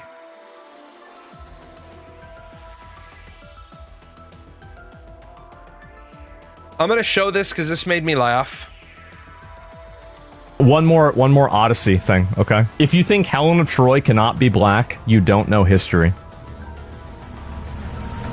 Here we go. Just for context, this is the lead up to the clip that's going viral. Apparently, conservatives are freaking out over Christopher Nolan's casting choices for the upcoming epic, The Odyssey. None of these choices are actually, we don't know who's been cast. It's not finalized. Nolan literally confirmed the Helen of Troy casting 3 days before this in his Times Magazine interview. But they are flipping out. If you are a student of history, you know that scholars have debated for decades the extent to which Greek mythology and civilization were influenced by ancient Egypt and North Africa. The most simple Google search would instantly show you these direct quotes from Homer, describing Helen as white-armed and fair-haired. Homer literally names her ethnicity, calling her Achaean, the Bronze Age Greeks of mainland Greece, a southern European population with zero sub-Saharan ancestry. Homer also describes sub-Saharan Africans as a separate, distant people, the Ethiopians, the furthest of men. And this is the earliest surviving color depiction of Helen of Troy in human history. It is very clear that Andromeda is described as an Ethiopian princess. Homer himself never directly calls Andromeda an Ethiopian. That comes from later Greek and Roman sources. But either way, this only strengthens the argument, because Homer makes a direct, deliberate distinction between Ethiopians and Achaeans, and he places Helen firmly on the Achaean side. This idea was also explored in a book called Black Athena. Why does some black people have this focus around replacing historical figures and race swapping them and saying that they were black? It's so weird. Like, I see this constantly. They're trying to like rewrite history to like include people that are like them. It's a way to claim the culture. I think people should read it, which argues that classical Greek culture is heavily indebted to Afro-Asiatic and Near Eastern roots. I actually taught Greek mythology to 8th graders. And so that's the problem. It is very clear that Andromeda is described as an Ethiopian princess. And this is the person teaching kids about Greek mythology. Not one singular mention ever about this in the entirety of Homer's work. I covered this. That's the problem. And this is the thing, is that these people, they want to put their ideologies in education. They want to teach your kids this stuff. They literally want to rewrite history, race swap things, so they can make themselves look, I guess, like more historically relevant. Like, I don't even know what the term for that is. It's just so stupid. That are saying that Helen of Troy could not possibly be played by a black woman don't know history. But what does it matter? My Google, every picture of a statue shows a white woman. Yeah, I wonder why. But yeah, it is this overwhelming amount of people that are trying to rewrite history and try to include other races of people inside of European history. A desire for control. Yeah, it's pure tribalism. I don't understand why you feel the need when there's so much going on in the world. Why this is what's upsetting you. You know what, guys? I think representation matters. I feel so I feel so validated right now. I remember my grandmother saying to me, I don't care what they tell you in school, Obama was white. So here's my fucking problem with how ignorant ass our society has become. Okay? This is blackwashing. Andromeda is Ethiopian. She's not a Greek princess. Okay? Andromeda was a princess from Greek mythology. She was sacrificed to a monster. She was rescued by Perseus. She is not Greek. She is Ethiopian. Andromeda should be black because Ethiopians are black. Helen of Troy should not be white. Helen of Troy would appear white to Africans because she would be whiter than they are. Okay? Just like Egyptians would be whiter than people in the middle of Africa. The further away from the middle of Africa you get, okay, the lighter you get. Now, why the fuck do people around the Mediterranean don't follow. Yeah, they should be. Everybody in the Mediterranean are olive. Everybody in the Mediterranean are olive. But comparatively, they would be whiter than other people. Okay? Whiter. Whiter. Now, I'm not saying that a black woman can't be beautiful. Some of them are. Michelle Obama, very, very attractive. Serena and Venus Williams, very, very attractive. Halle Berry, very, very attractive. As Storm, very attractive.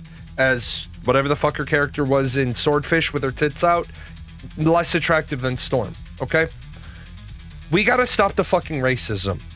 We gotta stop the fucking goddamn racism. Look, we gotta stop with the bullshit. Severus Snape is not supposed to be black.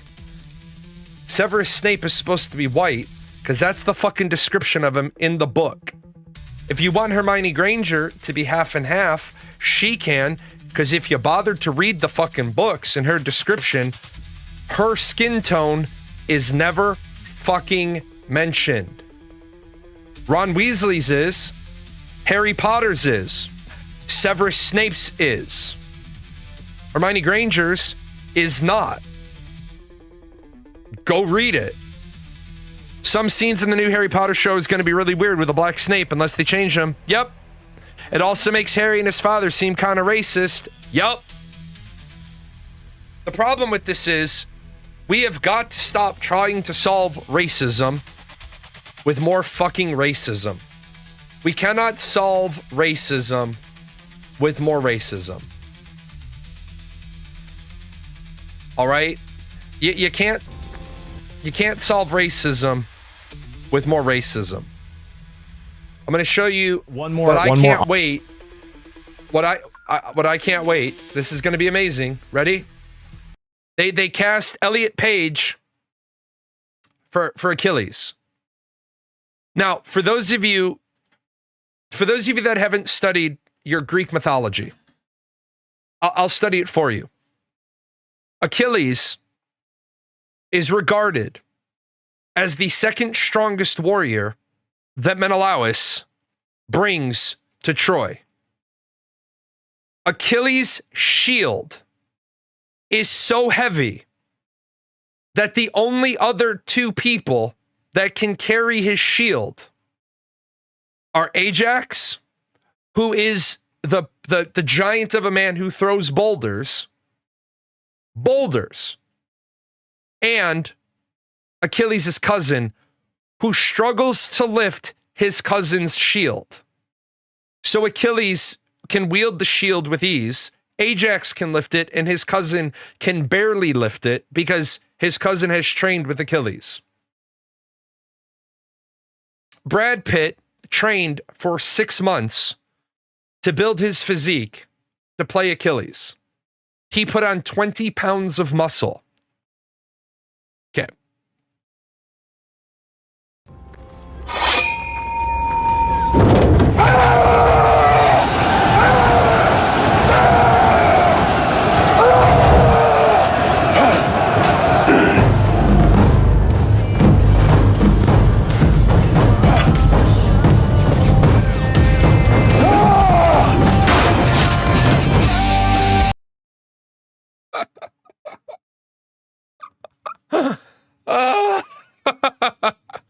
Okay, so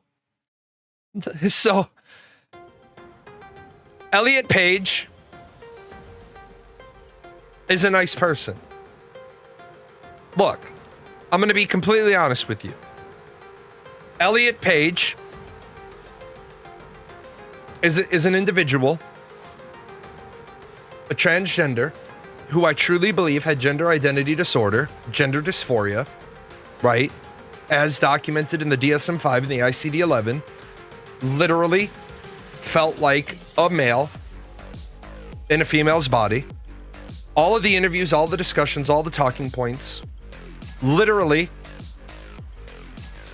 soul in the wrong body, psyche in the wrong body. Okay? I think we can all agree the transition has happened. But Elliot Page has as much business playing Achilles as I do playing Larry Bird in the Larry Bird story. Right? No. This video is pretty much a fairly accurate depiction of Elliot Page.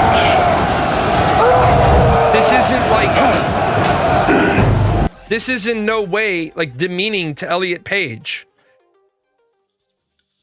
Elliot Page, okay, this is Elliot Page. That's Elliot Page. That's because remember, Elliot Page, right, went through life as Ellen Page. And this is a thing that's not transphobic, okay? A young man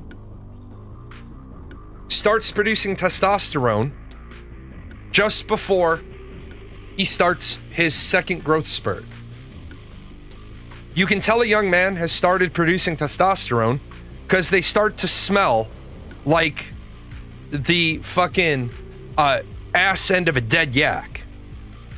It's because young men, they start producing testosterone and their bodies just start to stink as their body's like, oh, it's time to grow up.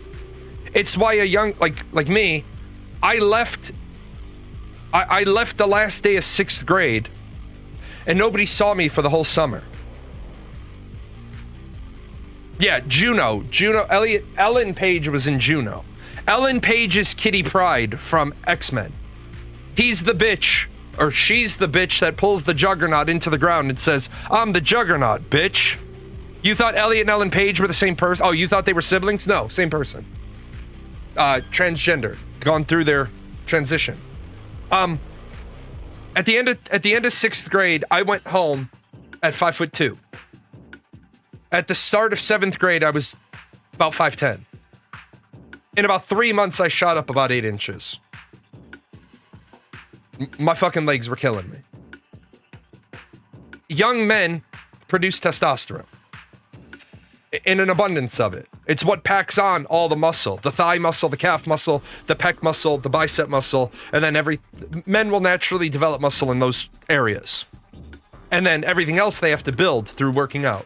But young boys, just by being active, will build thigh muscle, calf muscle, pec muscle, and bicep muscle. Just by being active. It's kind of like this. Women will mock men because women will say to a man, you can break a bone and finish fixing the car, but a cold puts you into bed for 2 days. And women are like making fun of men because sickness lays them out. Women are like, you're such a baby. You and I have the same cold and you're acting like you're dying.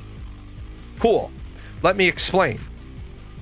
Men produce testosterone, which means their bodies are designed to push through a broken bone, a strained muscle, because that's what testosterone does.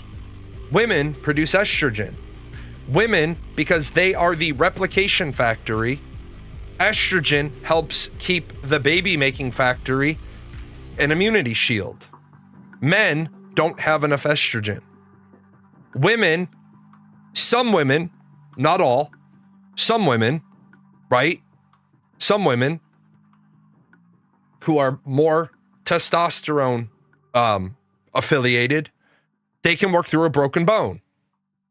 Some men who are more effeminate, who are more estrogen attuned, don't get as sick. Human beings are human, but then they are radically different. I don't have a problem with the black Helena Troy. I think it's stupid to blackwash that particular character, but if we're gonna do it, we can do that. What was...